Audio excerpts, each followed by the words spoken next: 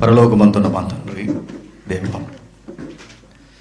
ఇప్పటి వరకు మా సహోదరుని ద్వారా సత్య సువార్తను బాధ్యత కలిగిన వారు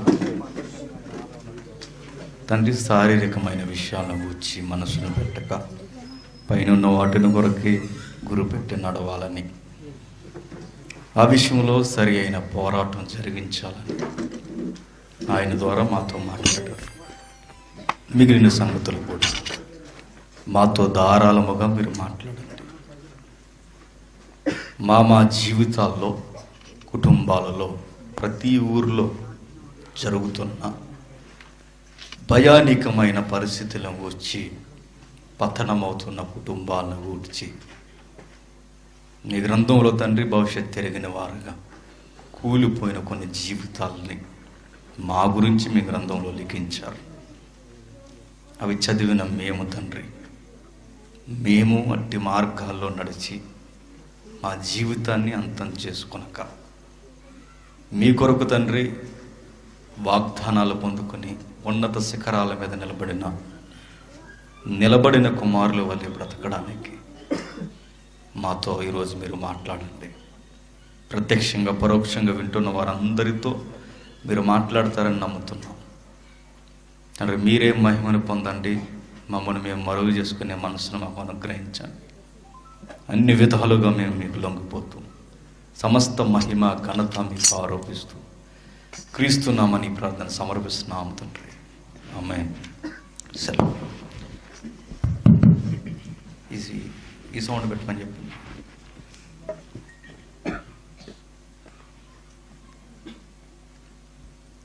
ఇది పెట్టండి అన్న, అవి ఎక్కువ తీసేయండి. మంచిది. చాలా ఉన్నతమైన సంగతులు సహోదరుని ద్వారా ఇప్పటి వరకు మనం నేర్చుకున్నాం. మిగిలిన సంగతులు కూడా మనం నేర్చుకుందాం. వీలైతే రేపు చిన్న రిక్వెస్ట్ ఏంటంటే, చాలామంది ఆ చీకట్లో కూర్చుండిపోయారు, అక్కడ చీకట్లో ఉండిపోయారు. వీలైతే లైట్స్ కొంచెం అక్కడ కూడా మీరు వెలిగిస్తే బాగుంటుందని చిన్న మనవి. ముఖాముఖిగా ఉంటే ఇంకా బాగుంటుంది. సరే, ఈరోజు సుదీర్ఘమైన ప్రాంతం నుండి మీ ఊరికి మేము వచ్చాం. ఈ గద్వాల్ జిల్లా, ఇది గద్వాల్ జిల్లాగా. నిజంగా ముచ్చటించే మాట, ఆశ్చర్యకరమైన సంగతి ఏంటంటే, పెద్ద ఆయన పాట చాలా బాగా పాడాడు. బాగుంది పెద్ద ఆయన మీ వాయిస్. పెద్ద ఆయన మిగిలిన వారు కూడా చాలా చక్కగా పాడారు.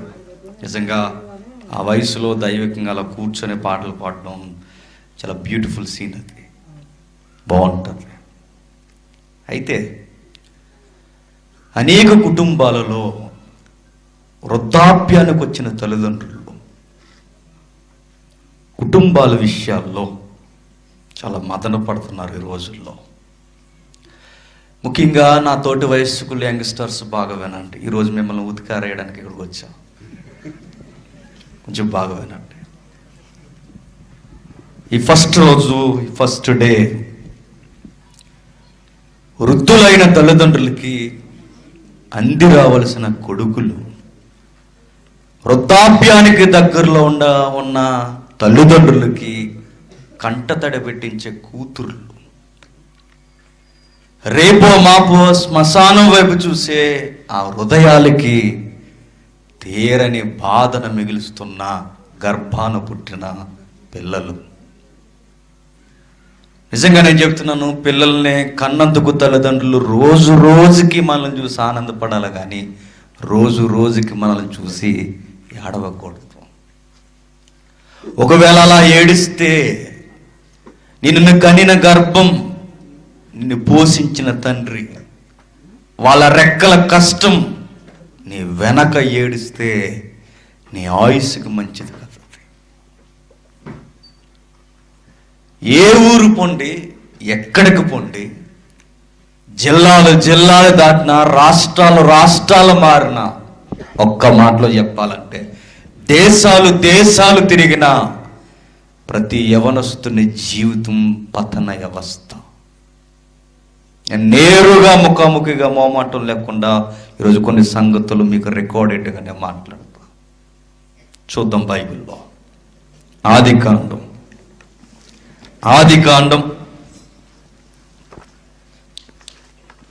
మోసే గారు రాసిన ఆదికాండం బైబిల్లో మొదటి గ్రంథం 49వ అధ్యాయం. ఆదికాండం 49వ అధ్యాయం మొదటి వచనం నుండి. యాకోబు తన కుమారులను పిలిపించి ఇట్లనెను, మీరు కూడిరండి, అంత్యదినములలో మీకు సంభవింపబోవు సంగతులను మీకు తెలియచేసేదను. బాగా వినండి. ఆదికాండమైన ప్రకటన గ్రంథమైన ఒక్క మాటలో చెప్పాలంటే బైబిల్ గ్రంథంలో ఎక్కువగా ఏటిని గురించి రాయబడిందంటే సైన్స్ కోసం లేదు. బైబిల్లో చరిత్ర గురించి కూడా ఎక్కువగా చెప్పడానికి ఇష్టపడలేదు. బైబిల్ ఎక్కువగా దేనిని గురించి మాట్లాడిందంటే ఫ్యామిలీస్ని గురించి ఎక్కువ మాట్లాడింది, కుటుంబాల గురించి ఎక్కువ మాట్లాడింది, కుటుంబ వ్యవస్థను గురించి మాట్లాడింది. ఎంత అత్యవసరం కాకపోతే ఈ మానవాళికి కుటుంబాల గురించి పరలోకపు గ్రంథం ఇలా దేవుడు రికార్డ్ చేశాడంటే ఈ ఫ్యామిలీస్ని మనం ఎంత స్టడీ చేయాలో ఒకసారి మీరు అటెన్షన్ ప్లే చేయండి. మరలా నేను అంటున్నాను, దేవుడు అత్యవసరమైన సంగతులు రాయించాడు. మరొక గమ్మత్తైన సంగతి ఏంటంటే ఓడిపోయిన కుటుంబాలను గురించి రాయించాడు, నిలబడిన కుటుంబాలను గురించి రాయించాడు. నిలబడిన వ్యక్తులు గూర్చి రాయించాడు, పతనమైపోయిన వ్యక్తులను గూర్చి రాయించాడు. మీరు ఆదికాండం ఎంత విచిత్రంగా ఉంటుందంటే అనంతమైన సృష్టితో ప్రారంభమైన ఈ గ్రంథం, ఆది యందు దేవుడు భూమి ఆకాశములను సృష్టించనని ప్రారంభించిన ఈ గ్రంథం మొదటి అధ్యాయం ఎక్కడికి దిగుతుందో తెలుసా? ఫ్యామిలీ దగ్గర దిగుతుంది, ఒక కుటుంబ వ్యవస్థ దగ్గరకు దిగుతుంది. అక్కడి నుంచి స్టార్ట్ అయిన కుటుంబ కదలిక ప్రకటన గ్రంథం వరకు మనకు కనబడుతూనే ఉంటుంది. అంటే దేవుని దృష్టిలో ఎంత ముఖ్యమైన సంగతులు కాకపోతే కుటుంబాల గురించి రాయిస్తాడు. చెప్పండి, గమ్మత్తు ఏంటంటే మన కుటుంబాలు ఎలా ఉండాలో మనకు తెలియజేసేది ఒకే ఒక గ్రంథం, బైబిల్. కానీ మనం బైబిల్ చదువు, మరేం చదువుతాం? ఫ్యామిలీ మ్యాగజైన్ చదువుతాం. ఏంటది మీకు తెలుసు. ఇంకా ఏం చదువుతాం? సండే మ్యాగజైన్ చదువుతాం. ఇంకా ఏం చదువుతాం? కథల పుస్తకాలు చదువుతాం. ఇంకేం చదువుతాం? సంసార గొడవలు, ఇయో పుస్తకాలు. మరలా ఇంకా ఏం చదువుతారయ్యా అంటే టీవీ పెట్టండి, ఏ వంట వండుకోవాలి, ఆ ఊర్లో ఎలా వండుతారు, ఈ ఊర్లో ఎలా వండుతారు, మీ ఊర్లో ఎలా వండాలి, మీ ఇంట్లో ఎలా వండేయాలి. ఇది మళ్ళీ ఫ్యామిలీకి నేర్పించేవి. ఈరోజు మీడియాలో అయినా రచనలో అయినా ఈరోజు ఫ్యామిలీకి సరి అయిన అర్థాలు దొరకవు. వార్తల్లో దొరుకుతాయి అనుకుంటున్నారా? దొరకవు. ఎంటర్టైన్మెంట్ చేసే ఛానల్స్లో మీ ఫ్యామిలీని కూర్చిన వాల్యూస్ దొరుకుతాయి అనుకుంటున్నారా? దొరకవు. ఎవరైనా కవులు రాసిన విషయాల్లో దొరుకుతాయి అనుకుంటున్నారా? దొరకవు. బతుకు జట్కా బండ్లు దొరుకుతాయి అనుకుంటున్నారా? దొరకవు. రచ్చ బండ్లు దొరుకుతాయి అనుకుంటున్నారా? దొరకవు. రోజమ్మ చెప్తుంది అనుకుంటున్నారా? చెప్పదు. కోర్టులు చెప్పో, పోలీస్ స్టేషన్ చెప్పో, మీ ఫ్యామిలీని గురించి ఒకే ఒక్క గ్రంథము మాత్రమే చెబుతుంది, అదే బైబుల్. ఎందుకు బైబుల్ చదవాలి? జీవితాన్ని ఇచ్చినవాడు, జీవాన్ని ఇచ్చినవాడు, బ్రతుకునిచ్చి భవిష్యత్తును కూడా ఎరిగినవాడు మన బతుకుల్లో అడుగులు ఎలా పడాలో నిర్దేశించి మనకి బౌండరీస్తో గ్రంథం రాసిచ్చాడు. అది మన బైబుల్.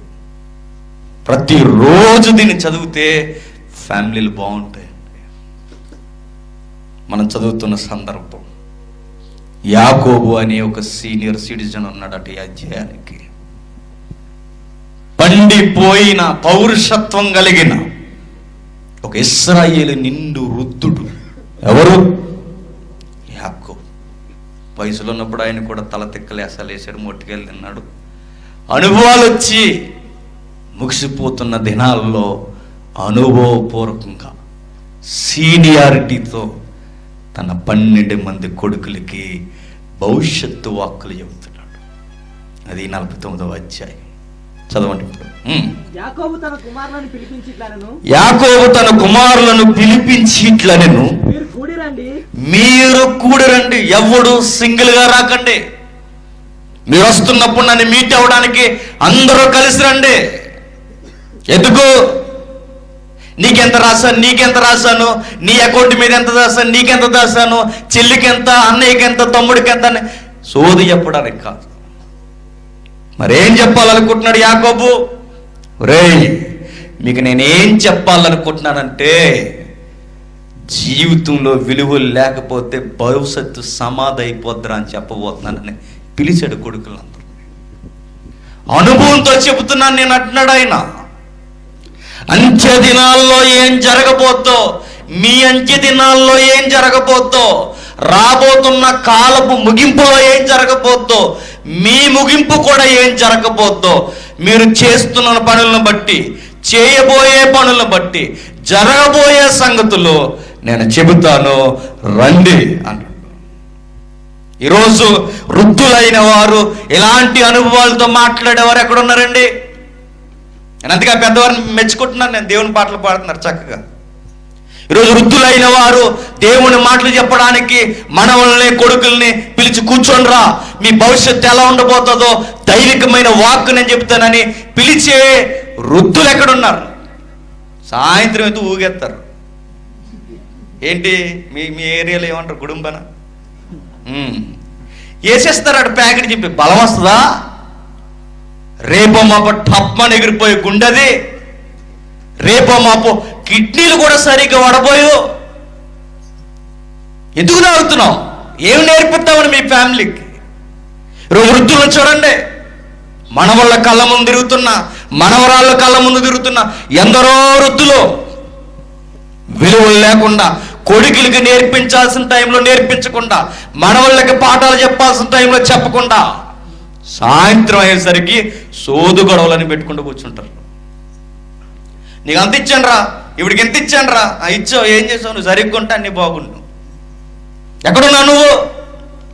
వయసుకు తగ్గ మాటలున్నాయి వృద్ధులకి. ఈరోజు నోటికి ఎంత మాట వస్తే అంత మాట మాట్లాడే వృద్ధులు తాగేసి సంసారంలో ఇంకెందుకు బతుకున్నారా అని ఏడ్చే ఫ్యామిలీలు ఎవరు? వృద్ధులను చూసి ఈయన కట్టుకున్నదే నీ ముసలిది, నీ వృద్ధురాలు ఏమంటే చెప్పనా, ఈయన కట్టుకున్నది నాకు ఏ రోజు సుఖం లేదంటది. ఆ రోజు చచ్చిపోయావు నువ్వు ఆ మాటకి. ఇంకానా రేపో మాపో శ్మశానానికి పోయే టైంలో కూడా నీ కట్టుకున్న దాన్ని కూడా నువ్వు మెప్పించలేకపోతున్నావు అంటే నీదేం బతుకురు అయ్యా? ఏం బతుకది? అయిపోయింది. జీవితాంతం ఇచ్చేసా బతుకుని. కొడుకులను కనేస్తావు, మనవళ్ళని కనేస్తావు, మనవరాళ్ళను కూడా కనేస్తావు. ఒకడు ఎలా అన్నాడట పెద్ద ఆయన, ఏం పెద్ద అయినా పెళ్లి చేసుకుంటావా అని అడిగారట. అన్నాడట, నాకెందుకు పెళ్ళి అనలేదట. ఈ వయసులో నాకెవరు ఇస్తారు అంటే ఇట్లే, ఈ వయసులో నాకెవరు ఇస్తారు నాయన అంటున్నావు అంటే ఇటు ఈ వయసులో ఏమి ఎరగదీసావు మళ్ళీ నీకు రెండో పెళ్ళి? ఏమి ఎరగదీసావు ఫ్యామిలీని? సిగ్గుండాలి. నా వయసు తక్కువైపోయింది కానీ లేకపోతే ఇంకా ఉతికారేసేద్దును. నిజంగా చెబుతున్నాను, బైబుల్ కొలతలో వృద్ధులైన వారు ఎట్లా ఉండాలంటే, రేపొద్దున నీ భవిష్యత్తు ముగిసిపోతే భవిష్యత్తు ఇంకా సుదీర్ఘంగా ఉన్న కొడుకులకి మనవాళ్ళకి సూత్తులు చెప్పే రేంజ్లో ఉండాలట వృద్ధులు. అలాంటి అనుభవంతో మాట్లాడుతున్నాడు ఎవరు? యాకోబు. ఏమంటున్నాడు? తన కొడుకు కుమారులను పిలిపించి ఇట్లనెను, మీరు కూడి రండి, అంత్య దినముల్లో మీకు సంభవింపబో సంగతులు మీకు తెలియజేస్తా. అంత్య దినాల్లో, లాస్ట్ డేస్ లో మరి ముఖ్యంగా మీకేం జరగబోతుందో నేను చెప్తా. ఎందుకు? అనుభవం కలిగి దేవుని మీద అనుకుని బతికిన జీవితం ఇది, నేను చెప్తాను అంటున్నాడు. ఈరోజు కూడు రమ్మనే కొడుకుల్ని కూడు రమ్మనే వారు ఎంతమంది ఉన్నారండి? ఇలాగ అడుగుతున్నారండి ఈ మధ్య. ఒరే నన్ను సినిమా తీసుకుపోరా, ఒరే నన్ను అక్కడికి తీసుకుపోరా, ఇక్కడ తీసుకుపోరా. అలాగే అను, ఏరో రోజు నీకు చెప్పజేయకుండా శ్మశానాన్ని తీసుకుపోతారు. ఏం లేరు అంటే ఆరోగ్యం పాడైపోయి డాడీ వాళ్ళ తండ్రి మంచం మీద ఉంటే అప్పుడప్పుడు ముక్కు దగ్గర చెయ్యి చూసి కొడుకులు లేరనుకుంటున్నారా? ఉన్నారు. వాళ్ళ నాన్న ఇంకా అలా తిరుగుతుంటే నేను చెప్తున్నా, ఇలాంటి గుంపు ఆలోచన కలిగిన కొడుకులు మీకు ఇలా దాపరించడానికి కారణం ఏంటంటే మీరు చెప్పాల్సిన టైంలో చెప్పలేదు, ఈ టైంలో కూడా మీరు చెప్పట్లేదు. కనుకే నీ కొడుకు, నీ గర్భాన పుట్టిన కొడుకులు నీ చావే కోరుకుంటారు. జడ్జేగండి ఒక వీడియో ఉందండి, స్క్రీన్ లేదు కానీ, లేదంటే రేపు చూద్దాం. నిండు రుద్దురాలండి, జీవితం అంతా బాగుంది. కొడుకుని కూతుర్ని కన్నారు. కన్న తర్వాత హైదరాబాద్ లాంటి పట్టణంలో ప్లాట్ఫామ్ మీద వదిలేసి వెళ్ళిపోయారు. ఎవరో అబ్జర్వ్ చేశారు, మంచిగా బతికిన తల్లే ఎవరో నమ్మక ద్రోహులైన కొడుకులు సంతానం వదిలేశారని ఆ తల్లి దగ్గరికి వెళ్ళి ఇలా కదిపారంత అంటే కుక్కుమని ఏడ్చేసిందంతే, కళ్ళుమని ఏడ్చేసిందంతే. ఆ వృద్ధురాలు ఆ దవళ్ళు లోపలకు పోయి చర్మమంతా వాలిపోయి కంటి నిండా గుక్కుడి నీళ్ళు తెచ్చుకుంటుంటే ఎవడ్రా ఆమెను కన్నా, ఆమె కన్నా కొడుకు ఎవడ్రా అనిపిస్తుంది. చక్కటి చీర కట్టుకుంది, మీ సైడ్ అనుకుంటా, మంచిగా బొట్టు పెట్టుకుంది, పెద్దగా పెద్దమ్మ పెట్టుకుని ఆ ప్లాట్ఫామ్ కూర్చుని ఆ కుక్కలో మిగిలిన వారు అక్కడక్కడ తాగేసి పడిపోయినా ఇక్కడ టాయిలెట్ వేసే ప్లేస్లో కూర్చొని ఆ చిన్న పరద వేసుకుని ఏడుస్తూ ఉంటే ఎవరు చదువుకునే 4 పిల్లలు వెళ్ళి అమ్మ మీది ఏ ఊరు అని అడిగితే నోటంటే మాట రావట్లేదు, ఏడుస్తుంది. చూసారా? వృద్ధాప్యానికి వచ్చే టైంలో మీరు ఎలా ఉండాలి అంటే మీ కొడుకుల్ని సన్మార్గంలో పెట్టే భయభక్తులు కలిగే వాక్కులు చెప్పే స్థితిలో మీరు, అవి మరి ముఖ్యంగా దైవికమైన వాక్యులు చెప్పే స్థితిలో ఉండాలి. మన బాధ ఏంటంటే వెళ్ళాము, సాయంత్రం వచ్చాము, కూలి ఎంత వచ్చింది, ఎంత పోగేసాము, ఎంత తాగాము, ఎంత ఖర్చు పెట్టాము, వెనక ఎంత వేసాం, ఇదే గోల తప్ప, ఇదే పరుగు తప్ప, లేసు సంకను ఒక డోలేసుకుని పోవడమే తప్ప ఎందుకు బతుకుతున్నాము, ఎందుకు తింటున్నాము, ఏం చేస్తున్నాము, ఒరే పుట్టిన వారికి మనం ఏమి నేర్పిస్తున్నాము, వీళ్ళని ఎలాగా వదిలేస్తే వీళ్ళకి ఏ విలువలు వస్తాయి, రేపొద్దున కాలు చెయ్యి నాకు వంకర అయితే నన్ను ఏమన్నా చూసేంత విలువలు జీవితం భక్తి వీళ్ళకు ఉందని మీరు తెలుసుకోకుండా జీవితాంతం ఇలా మెల్లగా మీరు గడిపేస్తానని చెప్తున్నాను. మీ లాస్ట్ డేస్ అసలు బాగోవట, చివరి రోజులు అసలు బాగోవండి. అందుకే అనుభవమైన వారు, పెద్దలు అయిన వారు నేను చేతులు ఎత్తి దండం పెట్టి ఈ సందర్భం బాగా వినమంటున్నాను. ఎందుకంటే మీ కొడుకులకి ఇలాంటి మాటలు చెప్పండి. ఎందుకంటే మీ కొడుకులు ఎలాంటి వాళ్ళు మీకు బాగా తెలుసు కనుక. యాకోబు అంటున్నాడు, యాకోబు కుమారులారా కూడి వచ్చి ఆలకించుడి, మీ తండ్రి అయిన ఇశ్రాయేలు మాట వినుడి. రూబేను, నీవు నా పెద్ద కుమారుడవు, నా శక్తియు, నా బలము యొక్క ప్రథమ ఫలము, నౌనాత అతిశయము, నా బలాతిశయము నీవే. ఏమంటున్నాడు చూడండి, పెద్ద కొడుకున్నాడట ఎవరికి? యాకోబుకి. యాకోబుకి పెద్ద కొడుకుంటే యాకోబు వయసు అయిపోయే టైంలో కొడుకులందరిని పిలిచి కొడుకులందరినీ ముందు పెట్టుకుని యాకోబు మాట్లాడుతున్నాడు. ఏమని? యాకోబు రూబేను చూసి ఇలా అంటున్నాడు, రూబేను, ఒరే నువ్వు నా పెద్ద కుమారుడివి. ఒక్క మాటలో చెప్పాలంటే నా తర్వాత ఇంటికి నువ్వే యజమానుడివి. ఇంకా చెప్తున్నాడు, నా శక్తి నువ్వే, నా బలము నువ్వే, నా కుటుంబంలో నా బలానికి నా శక్తికి నా తర్వాత యజమానిగా ఉండడానికి ప్రథమ ఫలము నీవే. నేను గర్వంగా చెప్పుకునే నా కొడుకు నువ్వు. నేను గర్వంగా నా కొడుకు అన్నాడు. అని చెప్పుకొని ఎలా అనుకున్నాను. మరొక విషయం గుర్తుపెట్టుకో, రూబెను నా పెద్ద కొడుకు నువ్వు, నా బలం నువ్వు, నా శక్తి నువ్వు, నా అతిశయం నువ్వు, నా భవిష్యత్తు కూడా నువ్వే అనుకున్నా. నీకు విషయం చెప్పనా, మీ అమ్మ నిన్నేదో ఊరకే కనీ లేదురా, ప్రేమకు సహనంగా కందు మీ అమ్మను. నిన్ను నేను ప్రేమిస్తాననుకొని తన దేవుడు తనను ప్రేమిస్తున్నాడని నా కొడుకుకి ప్రేమ అని అర్థం వచ్చే రూబేను అని పేరెట్టుకుందరా మీ అమ్మ. అలా కందరా. ఒక మాటలో చెప్పనా, ఎంతో ప్రార్థన చేస్తే పుట్టిన కొడుకురా నువ్వు. ఎవరు? రూబేన్. రూబేన్ అనగానే ఎక్కడో ఎవరినో చూడకండి, మన కొడుకులనే చూడండి అని బైబిల్ చెప్తుంది. మన పిల్లల్నే చూడండి అని బైబిల్ చెబుతుంది. ఏమని మాట్లాడుతుందో బైబిల్ చూడండి, ఏమని చెబుతుందో. నా బలము నీవే, నా అతిశయము నువ్వే, నా శక్తియు నువ్వే, నా ఉన్నత అతిశయము నీవే, నా బలాతిశయము నీవే, నీళ్ళ వలె సంచలుడువై నీవు అతిశయము పొందవు, నీ తండ్రి మంచం మీదకి ఎక్కావు అన్నాడు.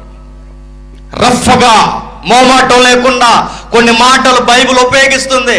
నేను కూడా మీకు అర్థమయ్యేలా మాట్లాడే ప్రయత్నం చేస్తా. పెద్ద కొడుకు ఎన్నో కలలతో కనుక్కుందండి తల్లి లేయా, ఆమె పేరు.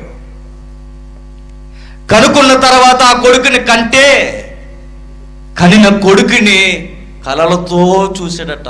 ఎవరు? యాకోబు. నిజంగా కొడుకుని చూసి తండ్రులు ఎలా ఫీల్ అవుతారండి?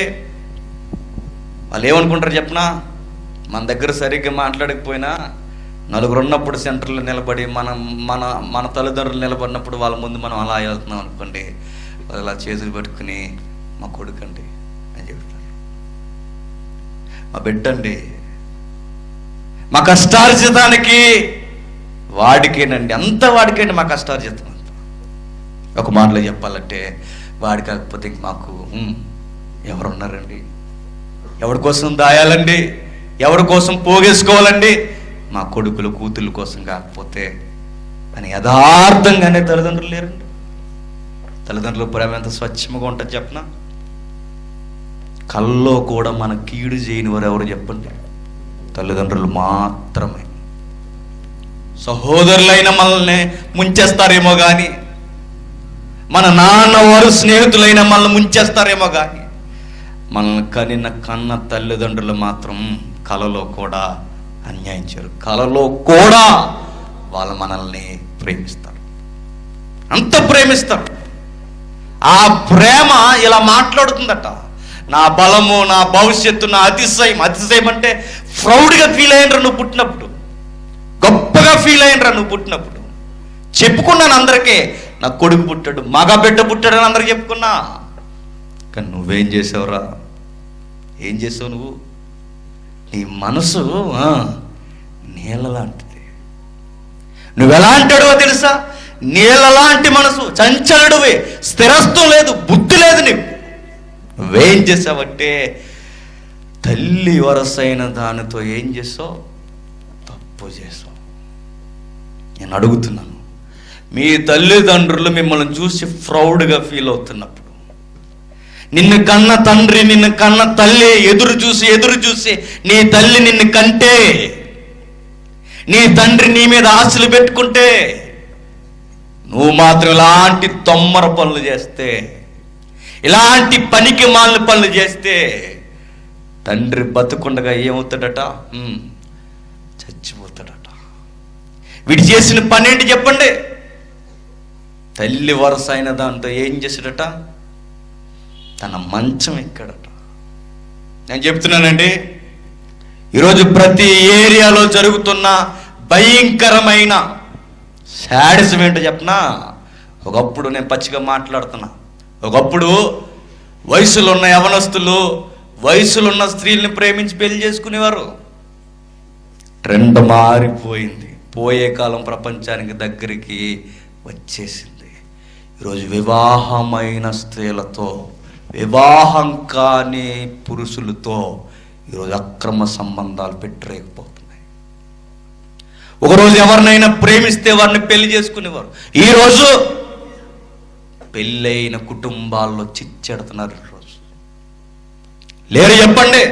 వదినని లేదు, తల్లని లేదు, చెల్లని లేదు, అక్కని లేదు, ఇంట పుట్టిన ఆడబడుసని కూడా లేదు. కామ దురాత ఎంత ఎత్తుకెదిగిపోయిందంటే ఈరోజు ఏ ఊరు పోయినా, ఎక్కడికి పోయి ఎన్ని సంగతులు మనం మాట్లాడినా ప్రతి దిక్కున వినబడుతున్నది ఏంటి చెప్పిన క్రమం లేని అక్రమ సంబంధం. అలాంటి పనికి మాలిన నీచమైన పని చేసినట్టు ఎవరో రూబేను. రే ఎవడు చేస్తారు ఇలాంటి పని? తల్లి దగ్గరికి పోవడం ఎట్రా చండాలుడా అంట. లేరండి ఈరోజు, లేరు అలాంటి వారు లేరు చెప్పండి. ఏమో నాకు తెలియదు, హృదయాలు ఎరిగినది ఎవరికి తెలుసు. కాముగా ఒకవేళ ఎవరైనా ఇక్కడ కూర్చున్నారేమో ఇలాంటి చీకటి సంబంధాలు పెట్టుకొని. ఈరోజు నీతోనే మాట్లాడుతున్నాడు దేవుడు నేరుగా. అక్క చెల్లి అని పిలుస్తూనే భయంకరమైన జరిగిస్తున్నారేమో. చస్తారు మీరు అందరూ. వదిన లాంటి వదిన కూడా అమ్మతో సమానం. అలాంటి వదిన కూడా అక్రమంగా చూసే కళ్ళుంటే నీకు శ్మశానం దగ్గరలో ఉందని మర్చిపో. యాకోబు కొడుకు రూబేను తొలి సంతానం, పెద్దోడు. ఇంటికి ఏం చేశాడు?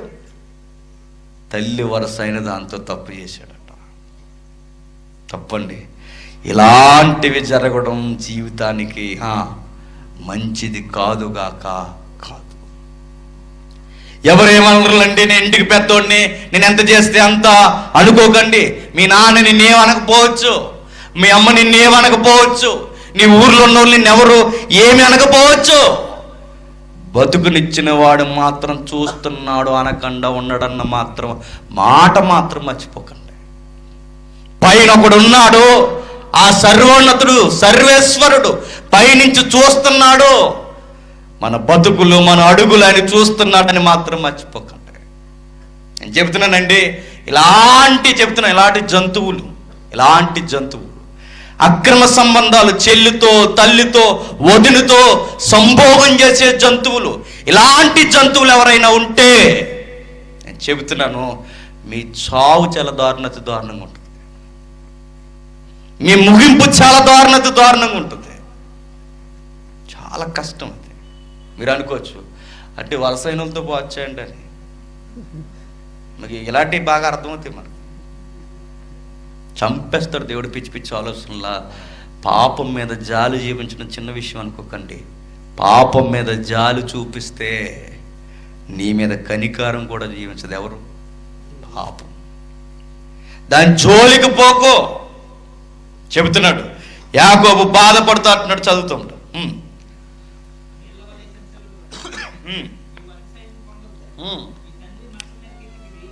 నీ తండ్రి మంచం మీదకి ఎక్కిదివి, దానిని అపవిత్రము చేసిదివి. అతడు నా మంచం మీదకెక్కును. ఏమంటున్నాడు చూడండి. నేను ఇన్ని ఆలోచనలతో, అతిశయం, గర్వం, నిన్ను చూస్తే ఎంతో శక్తి, బలం, భవిష్యత్ అనుకుని మీ అమ్మ ఆలోచించింది, నేను ఆలోచించను. ఇంత బాగా నిన్ను అనుకుంటే నువ్వు చేసిన పని ఏంటి? నువ్వు కూర్చున్న కొమ్మ నువ్వే నరుక్కున్నావు. నువ్వు నిలబడిన పునాది నువ్వే కూల్చేసుకున్నావు. చేసిన పనులు చీకట్లో జరిగాయి కదా, ఎవరికి తెలియదు అనుకుంటున్నావు రూబేను. నాకు వినబడ్డాది, నాకు తెలిసింది. కన్న తండ్రిగా నేను చెబుతున్నాను, నీ జీవితం అంచె దినాల్లో బాగోదన్నట్టు. ఈ అధ్యాయం ఏం చెప్తుందంటే, అంత్య దినాల్లోకి వెళ్ళిపోతున్న యాకోబు అంత్య దినాల్లో ఏం జరగబోతుందో కొడుకులకి చెప్తున్నాడు. అది వింత. అక్కడ రేపో మాపో చచ్చిపోయే యాకోబు ఇంకా చాలా జీవితం ఉన్న కొడుకుల ముగింపులో ఏం జరగబోతుందో చెప్తున్నాడు. ఎలా చెబుతున్నావు యాకోబు అంటే, మీరు చేసిన పనులను బట్టే మీకు జరుగుతాయని చెప్తున్నాడు. అది మీరిత్తిందే మీరు కోస్తారని చెబుతున్నాడు. మీరు ఏ పంట అయితే ఇస్తారో అదే కోస్తారు, ఏం చేస్తారో అదే మీ నెత్తి మీదకి వస్తుంది. మీరు చేసే పనులను బట్టే మీ భవిష్యత్తు నిర్ణయింపబడతాదని యాకోబు, ఒక వృద్ధుడైన తండ్రి, జీవితంలో పండిపోయిన తండ్రి చెబుతున్నట్టు. తల్లిదండ్రుల్ని బాధ పెట్టేవారు బాగుపడతారు అనుకోకండి, అసత్యం అది. తల్లిదండ్రుల్ని బాధ పెట్టేవారు బాగుపడతారని మీరు ఎవరిని చూపిస్తారు? చూపించండి. వాళ్ళకన్నా దారుణంగా బాధపడతారు ఒక రోజు మీరు. యాకోబు రూబేను చూసి బాధపడితే ఈరోజు మన నాన్నలు, మన తండ్రులు మనల్ని చూసి బాధపడలేదే చెప్పండి? మిమ్మల్ని చూసి బాధపడలేదే చెప్పండి? మీ జీవితాల్ని, మన జీవితాలను చూసి వారు బాధపడలేదే చెప్పండి? ఇదిగో పలానోళ్ళు కొడుకట బస్ స్టాండ్లో ఏం చేసాడు తెలుసా? ఈ మాట ఎంత దారుణంగా ఉంటుందండి కన్న తండ్రికి. పలానా వారు అబ్బాయట, పలానా వారు కూతురట, పలానా వారు అబ్బాయి, అదిగో అదిగో వెళ్తున్నవాడే, అదిగో వాళ్ళ అబ్బాయి అట. ఆ సిగరెట్ కాలుస్తున్నాడే వాడు ఎవడనుకుంటున్నారు? ఆడిచ్చల విడిగా తిరుగుతున్నాడు వాడు ఎవడనుకుంటున్నారు? అదిగో ఆడపిల్లలు దారిని వెళ్తుంటే ఆడు రేసగా వెళ్ళి ఎంతో దారుణంగా గడిపి అది ఎవరు కొడుకు అనుకుంటున్నారు? అడు ఫలానా తండ్రి యొక్క కొడుకు అంటే ఆ సౌండ్, ఆ మాట మీ నాన్నకి వినపడితే నేను చెబుతున్నాను, నువ్వు ఆ రోజు చచ్చిపోయావు. వేస్ట్ నువ్వు కొడుకుగా పుట్టి, వేస్ట్ నీలాంటి వాడు ఆ కుటుంబంలో ఉండి అనవసరమట. ఎందుకంటే నీ భవిష్యత్తు నువ్వే చేతులారా ఏం చేస్తున్నావు? నాశనం చేసుకునే పునాదులు వేసుకుంటున్నావు. ఈరోజు మీ తండ్రులు మీకోసం ఇలా అంటున్నారేమో, చదువుకోరా అని పట్టణానికి పంపిస్తే పట్టణంలో చదవట్లేదట, మరి ఏం చేస్తున్నారు? మీకు ఏదో నది ఉంది ఇక్కడ, ఏ నది? హైదరాబాద్లో. అది అంత గొంప వస్తుందట జీవితాలు. అక్కడికి పోతే ఏం చదువుతున్నారయ్య అంటే కంపు నేర్చుకుంటున్నారు. అక్కడికి పోయి బాగా చదువుకునే తమ్ముళ్ళు అన్నయ్యలు ఉన్నారులేండి, వాళ్ళు ఏమంటలేదు. నిజాయితీగా తల్లిదండ్రులు కష్టం పెరిగి చదువుకుంటున్నవారు వాళ్ళని ఏమంటలా, గాలి బ్యాచ్ అని అంటున్నాను నేను. గాలి తిరుగుతారు చూసారు, వానాకాలం చదువులు బ్యాచ్ ఉంటారు చూసారు, వాళ్ళని అంటున్నాను. లాస్ట్ బెంచ్ బ్యాచ్ వాళ్ళని అంటున్నాను. తండ్రి కష్టం తెలియని వారిని అంటున్నాను. తండ్రి కష్టం తెలిసిన పర్లేదులే అని తిరుగుతున్న వారిని అంటున్నాను. పట్టణానికి పోయి ఏం చేస్తున్నారా అంటే ఏం చేయరు, లేని వాతలు వేసుకుని నాన్నేమో ఇక్కడ కూలి పని చేసి తెల్లవారులేసి ఏదో గొడ్డలో కొడవలో కట్టో ఏదోటి చేతిలో పెట్టుకుని తెల్లవారుజామున పోయి రాత్రి ఎప్పుడో వచ్చేంతగా కష్టపడుతుంటే ఈడెళ్ళి అక్కడ బిల్డప్ ఇస్తాడు. మాకు ఎక్కడ ఎంత ఉందో తెలుసు? అక్కడ ఎంత ఉంది? ఏం లేదు అక్కడ. అక్కడ ఇచ్చే బిల్డప్ ఎలా ఉంటుంది తెలుసా? చాలా బిల్డప్ ఇస్తారు. ఎంత బిల్డప్ అంటే ఆ సోయింగ్ అస్సలు చూడలేమండి. అంతెంత కాదు, ఎంత ఎంత సోక్ అంటే అక్కడికి పోయి ఈడేదో పసితనం నుండి రాజవస్త్రాలు వేసుకున్నట్టు ఫీలింగ్. అక్కడ ఆ గొప్పకేం తగ్గించక డబ్బంతా తగలేసి ఇంకా ఇంటి దగ్గర నుంచి ఏమన్నా తడి అందకపోతే, డబ్బులు అందకపోతే స్టూడెంట్స్ చేసే పని అని చెప్పిన మధ్య బైక్ ఒకటి రెడీ చేసుకుని, బాగా తోలి ఉన్న ఒకటి రెడీ చేసుకుని వెనక నువ్వు ఎక్కరా అని చెప్పి ఎక్కించుకొని స్పీడ్గా వెళ్తూ ఆడపిల్లలు ఎవరైనా జాగింగ్ చేసినా మార్కెట్కి వెళ్ళి వచ్చినా టకాల మన మెడలో బంగారం చైన్ లాగేసి వెళ్ళిపోవడం. వీడెవడు? స్టూడెంట్. వీడెవడు? విద్యార్థి. వీడెవడు ఇలాంటి దొంగ అయిపోయాడంటే చెడు వ్యసనాలు, కంపు కొట్టే జీవితాలు, గొప్పలకు పోయి తల్లిదండ్రుల కష్టాన్ని రోడ్డుకు వదిలేసి చెప్పుకోవలసినవి చెప్పుకోకుండా చెప్పలేనివి చెప్పుకుంటూ వాతలు వేసుకొని ఏమయ్యారు తెలుసా? ఈరోజు దొంగలు అయిపోయారు. బీటెక్ స్టూడెంట్లు మా స్టేషన్లో దొంగలకు వచ్చారండి. నేను మాట్లాడాను నా ఖైదీతో. బీటెక్ స్టూడెంట్ వాడు అఫెన్స్ ఎలా చేస్తారో తెలుసా? అఫెన్స్ నేరం. వాడు చాలా తెలివైనడు. మరలా ఇది లైవ్లో చెప్పొచ్చు చెప్పకూడదు నాకు తెలియదు, కానీ టూకీగా మాట్లాడతాను. ఆడెంత ఎలా తెలుగుగా చేస్తాడంటే ఎఫ్ఐఆర్ పడకుండా ఉండాలంటే స్థిరంగా ఉన్న ఏరియాలో దొంగతనం చేస్తే ఆ ఏరియాలో ఉన్న పిఎస్ పోలీస్ స్టేషన్లో ఎఫ్ఐఆర్ నమోదవుతుంది కనుక వాడు స్థిరంగా ఉన్న దగ్గర దొంగతనం చేయడు. మరి ఏం చేస్తాడు?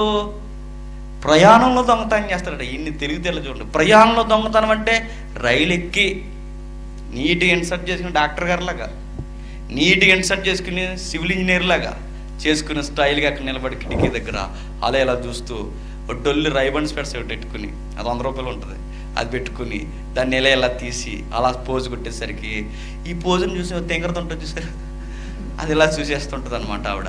అలా చూసేస్తుంటే నీకోసమే నేను ఇక్కడ అన్నట్టు ఈడు చూస్తాడు. చూసిన వెంటనే ఆవిడ అనుకుంటుంది ఈ దేవునికి వెళ్ళిన భవిష్యత్తు అన్నట్టు ఈవిడ చూస్తుంటుంది. చూసిన తర్వాత ఒకరినాడు చూసుకుంటాడు, బాగా జాగ్రత్తగా చూసి నీకోసం ఇటు రైలించుకుంటూ దూకేస్తానట్టు చూస్తాడు. చూసిన తర్వాత ఈ తింగర చూసి చూసి చూసి అలసిపోయి నిద్రపోతూ చూసారా, నిద్రపోయిన తర్వాత మెల్లగా మాట్లాడుతూ డోంట్ వరీ నేను ఇక్కడే ఉన్నానుగా, హ్యాపీగా నిద్రపోండి మీరు అంటాడట. ఆడ హ్యాపీగా నిద్రపోద్ది ఆవిడ. ఇటు ముసి నవ్వులు ఈ డొల్లు బిల్డప్ అంతా చూసి నిద్రపోయిన తర్వాత చక్కగా బ్యాగ్ తీసుకుని నీట్గా పక్క స్టేషన్ దిగిపోయి వచ్చేస్తాడు. అయిపోయింది. బాగా అర్థమవుతుంది అనుకుంటా. ఆ స్టేషన్ సీరియస్గా ఆడు తీసుకుని వెళ్ళిపోతాడు. ఒరే నువ్వు ఎందుకురా ట్రైన్లో దొంగతనాలు చేస్తా అంటే, ఎక్కడి నుంచి? రాజమండ్రి నుంచి ఒరిస్సా. ఎక్కడ ఒరిస్సా అండి? ఒరిస్సా వరకు వెళ్తాడు దొంగతనాలు. అక్కడ వరకు నువ్వు ఎందుకు వెళ్తావురా అని అడిగితే వాడు ఏం చెప్పాడు చెప్పిన, అన్న ప్రయాణంలో ఉన్నప్పుడు ఎఫ్ఐఆర్ ఏ ఏరియాని వేస్తారు, అందుకనే ప్రయాణంలో చేస్తాను. ఏం తెలియదు అలా బీటెక్ చూసారా ఏం చేస్తారని చూడండి. తెలివితేటలు పెరిగాయి. బిల్డప్కు పోతే ఎలా ఉంటాయి చెప్పిన, ఒకరోజు మనకి తన్నులు తప్పు. బిల్డప్ అంటే మాట గుర్తొచ్చింది. మా ఊర్లో నట్టు ఒక ఆవిడ కోవైట్ వెళ్ళి వచ్చిందట. ఎప్పుడో జరిగింది, నాకు తెలీదు, పేర్లు చెప్పలేండి ఎందుకంటే మా ఊరే కదా. వెళ్ళొచ్చిన తర్వాత కోవైట్ వెళ్ళి ఒక 5 years అవుతా, ఒక 5 years వెళ్ళింది. 5 years వెళ్ళొచ్చిన తర్వాత బిల్డప్ చూడండి ఎలా ఉంటుంది మనుషులకి. వెళ్ళొచ్చిన తర్వాత సహజంగా అక్కడ ఏ కారు ఎక్కినా, ఇంట్లో ఉన్నా, ఎక్కడికి పోయినా అక్కడ ఉష్ణోగ్రత ఎక్కువ కనుక 24 hours ఏసీ ఆన్లో ఉంటుంది. ఏసీలో ఉంటే తొక్క ఎలా ఉంటుంది, కొంత ఎలాగవచ్చు.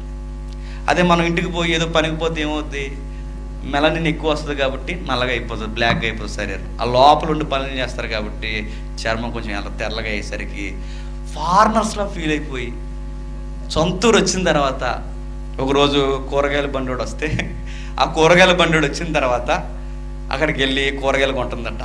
కొంటూ ఇప్పుడు బిల్డప్ చూడండి, ఏదో పెద్ద అక్కడే ఆకాశం నుంచి ఊడిపడినప్పుడు సొంత కల్చర్ అంతా మర్చిపోయి ఏం కాయలు అని అడిగిందట.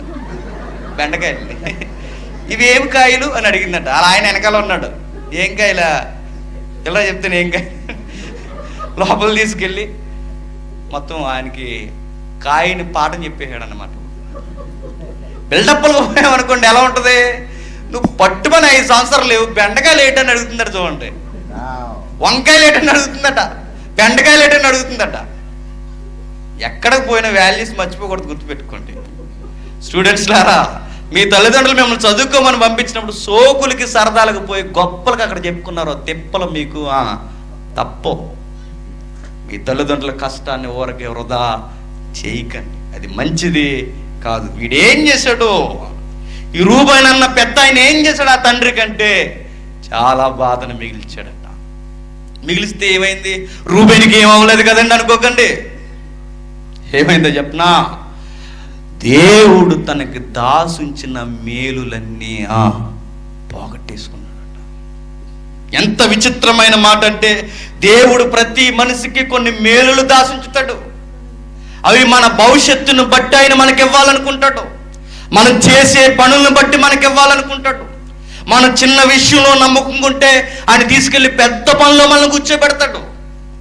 మనం చేసే పనులు బట్టి పరు సంబంధమైన ప్రతి ఈవెను ఆయన దాసుంచుతాడు. రూబేనుకు కూడా దేవుడు కొన్ని మేలులు దాసుంచాడట. యాకోబు కూడా కొన్ని దీవెనలు దాసుంచుకున్నాడట. ఎవరికి? నా తర్వాత నేనే అనుకునే నా కొడుకైన రూబేనుకి దాసుంచాను. కానీ అతగాడు చేసిన పనులను బట్టి దేవుడు దాసుంచిన మేలులు అతన్ని దాటిపోయాయట. చూద్దాం ఒకసారి త్వరగా, రేపు మాట్లాడుకుందాం ఎక్కువ త్వరగా.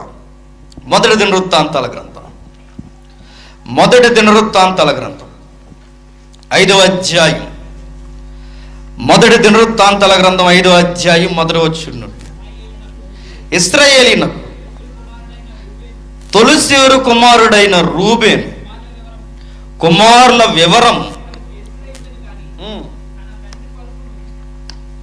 తన తండ్రి పరుపును తాను అంటుపరుచునందున అతని జన్మ స్వాతంత్రం ఇశ్రాయేలు కుమారుడైన యోసేపు కుమారులకి ఇవ్వన్న మాట మీరు చాలా జాగ్రత్తగా చదవండి.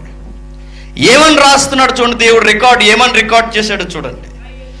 ఇశ్రాయేలీయునకు తొలిచూలు కుమారుడైన రూబేను కుమారుల వివరములు. ఇశ్రాయేల్ అంటే ఎవరు? యాకోబు. యాకోబు ఇశ్రాయేల్ అయితే ఇశ్రాయేల్ అందరూ ఆయన నుంచి వచ్చారు, అందరూ ఏమయ్యారు? ఇశ్రాయేల్ అయ్యారు.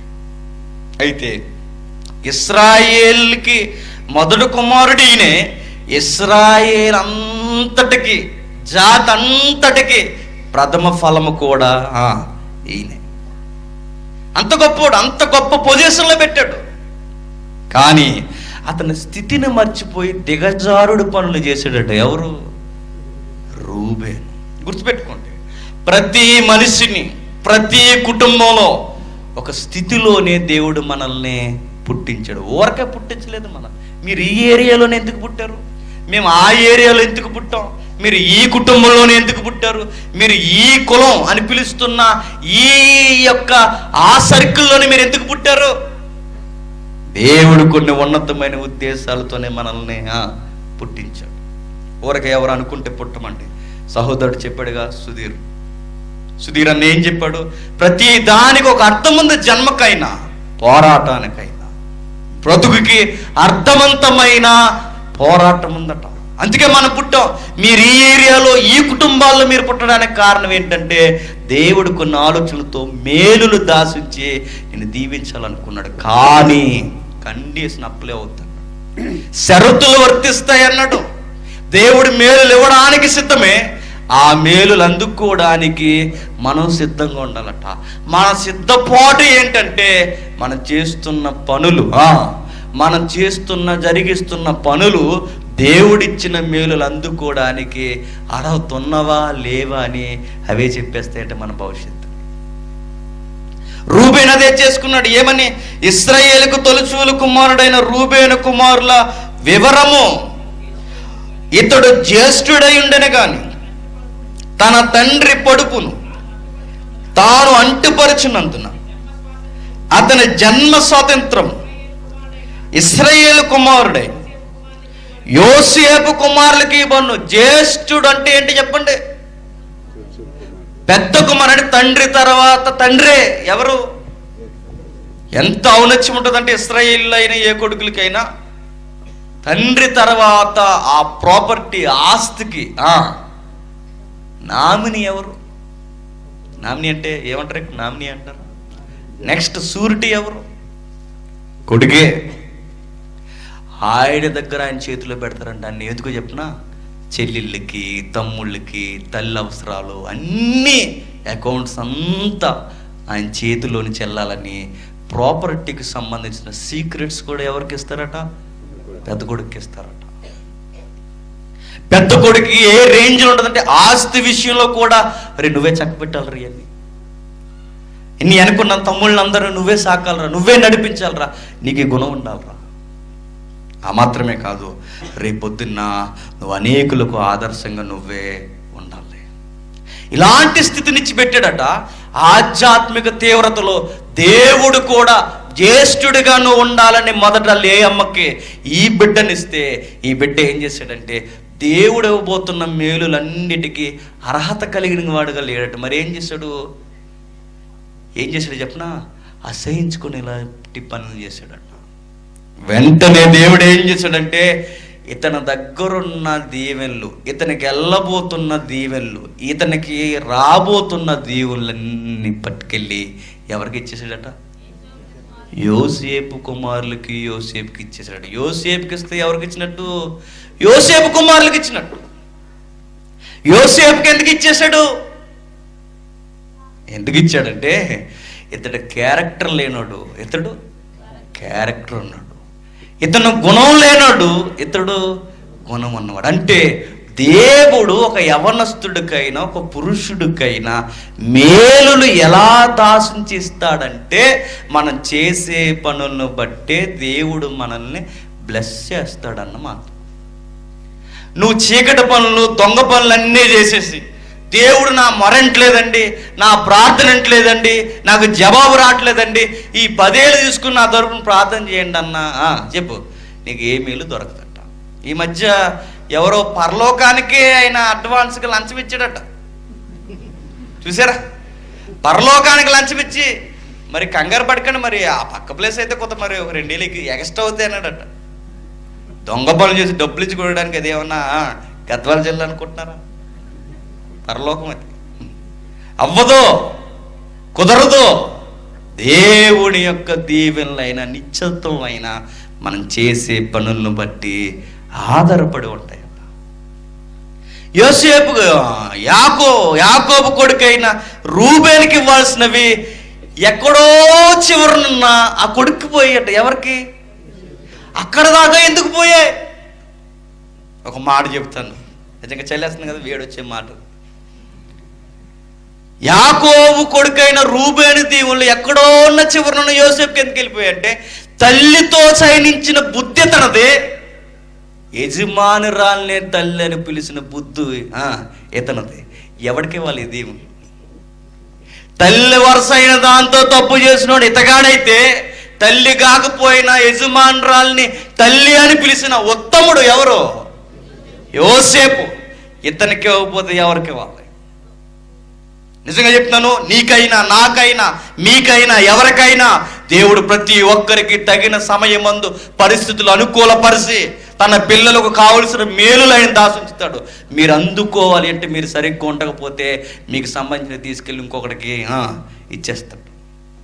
కలిగిన వాడికి బాగుంటే ఇంకా ఇస్తాడు, సరిగ్గా లేకపోతే కలిగిన వాడికి వాడి దగ్గర నుంచి మిగిలినవి కూడా తీసేస్తా అన్నాడు ప్రభువైన యేసుక్రీస్తు వారు. మిమ్మును బట్టే, మీరు చేసే పనులను బట్టే దేవుడిని నిందించడానికి మనం సరిపోము.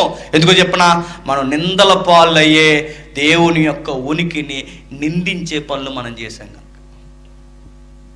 అలాంటి పనులు చేస్తే ఏమవుతుందంటే కుదరదట. యాకోబుకి కుమారుడైన రూబేనుకి రావాల్సినవి ఎవరికి పోయి అంటే యోసేపుకు పోయినాయి. తండ్రిని బాధపడే చనిపోయే టైంలో ఆనందంగా చావుకి వెళ్ళాల్సిన యాకోబు పెద్ద కొడుకుని చూసి బాధపడుతూ వెళ్ళాడట. నిజానికి చెయ్యెత్తి ఎదిగిపోయిన కొడుకు అండి ఎవరు? రూబేన్. అంత ఎత్తొచ్చిన కొడుకుని, తనంతటి మనిషిలా కనబడుతున్న కొడుకుని ఇలా బాధపడి అనడం తప్ప కొట్టగలడా తిట్టగలడా చెప్పండి? ఏమనగలడు? ఏం అనలేడు. కానీ ఈ తండ్రి మనల్ని ఏం అనలేడేమో కానీ మన కన్న తండ్రి, ఆ తండ్రిని మాత్రం చూస్తూ మాత్రం ఊరుకోడట. వీళ్ళు ఏమనకపోవచ్చు, మనల్ని బాధపడవచ్చు మనల్ని చూసి, కానీ ఆ తండ్రి మాత్రం మనకి ఏం రావాలో ఏం పోవాలో ఆయన చక్కగా నిజేం చేస్తాడట. యోసేపుకి వెళ్ళిపోయాయి అన్నీ. నిజంగా మాట చెప్పిన, తల్లిదండ్రులను బాధ పెట్టిన వారి భవిష్యత్తు సరి అయిన పురోగభివృద్ధిలోనికి వెళ్ళదని బైబిలు గొంతెత్తి అరిచేసింది. చూస్తారా? సామెతల గ్రంథం వద్దాం మళ్ళీ ఒకసారి. సామెతల గ్రంథం 20వ అధ్యాయం. సామెతల గ్రంథం 20వ అధ్యాయం. సామెతల గ్రంథం 20వ అధ్యాయం 20వ వచనం. తన తండ్రినైనను తల్లినైనను దూషించిన వాని దీపము కారు చీకట్లో ఆరిపోవును. 21 మొదట బహు త్వరితముగా దొరికిన స్వాస్థ్యము తుదకు దీవెన నొందకపోవును. చివరికి దీవెన వందకపోవును. ఏమనుందో చూడండి అక్కడ, చదువుతాం. తన తల్లినైనను తండ్రినైనను దూషించి వాని దీపం కారు చీకటిలో ఆరిపోవును. మొదట బహు త్వరితముగా దొరికిన స్వాస్యం తుదకు దీవెనొందకపోని. ఈ మాట కరెక్ట్గా సరిపోతుంది ఎవరికి? రూబేనుకి. చూడండి, మొదట త్వరితముగా దొరికిన జ్యేష్ఠత్వం తుదకి ఆయనకి ఏమవుతుంది? దొరకట్లేదు. ఎందుకు ఆయనకు దూరం అయిపోయింది? ఎందుకు ఆయనకు దూరం అయిపోవడానికి కారణం ఏంటి? ద్వేషించే పనులు చేశాడు, తండ్రి తలదించుకునే పనులు చేశాడు. అందుకే ఆయనకి రావాల్సిన త్వరితగతినే రావాల్సిన స్వాస్యమట తుదకి ఏమవుతుందట? అతని దగ్గర నుంచి పోతుందట. ఎక్కడికి పోయింది? యోసేపు దగ్గరికి పోయింది. తల్లిదండ్రులు దూషిస్తే బాధిస్తే ఇంకా ఏం జరుగుద్దో 25వ వచనంలో చెబుతున్నాడు చూడండి. 25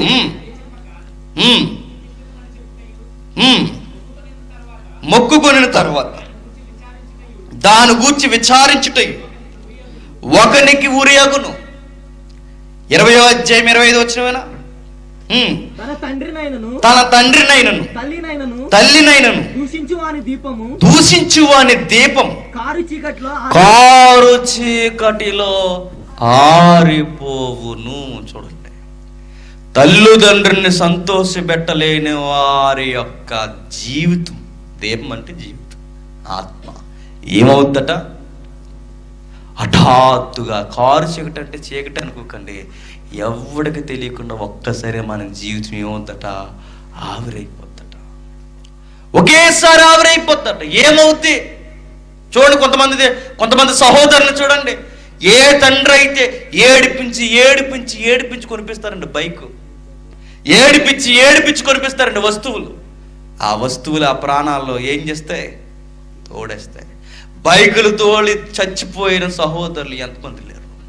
నేను చెప్తున్నాను, చాలామంది సహోదరులు యంగ్స్టర్స్ అర్ధాంతరంగా నడి వయసుకు కూడా రాకుండా మంచి వయసులో పోవడానికి కారణం ఒకవేళ ఏమో మీరేమన్నా మీ తల్లిదండ్రుల్ని బాధపడుతున్నారేమో చెక్ చేసుకోండి.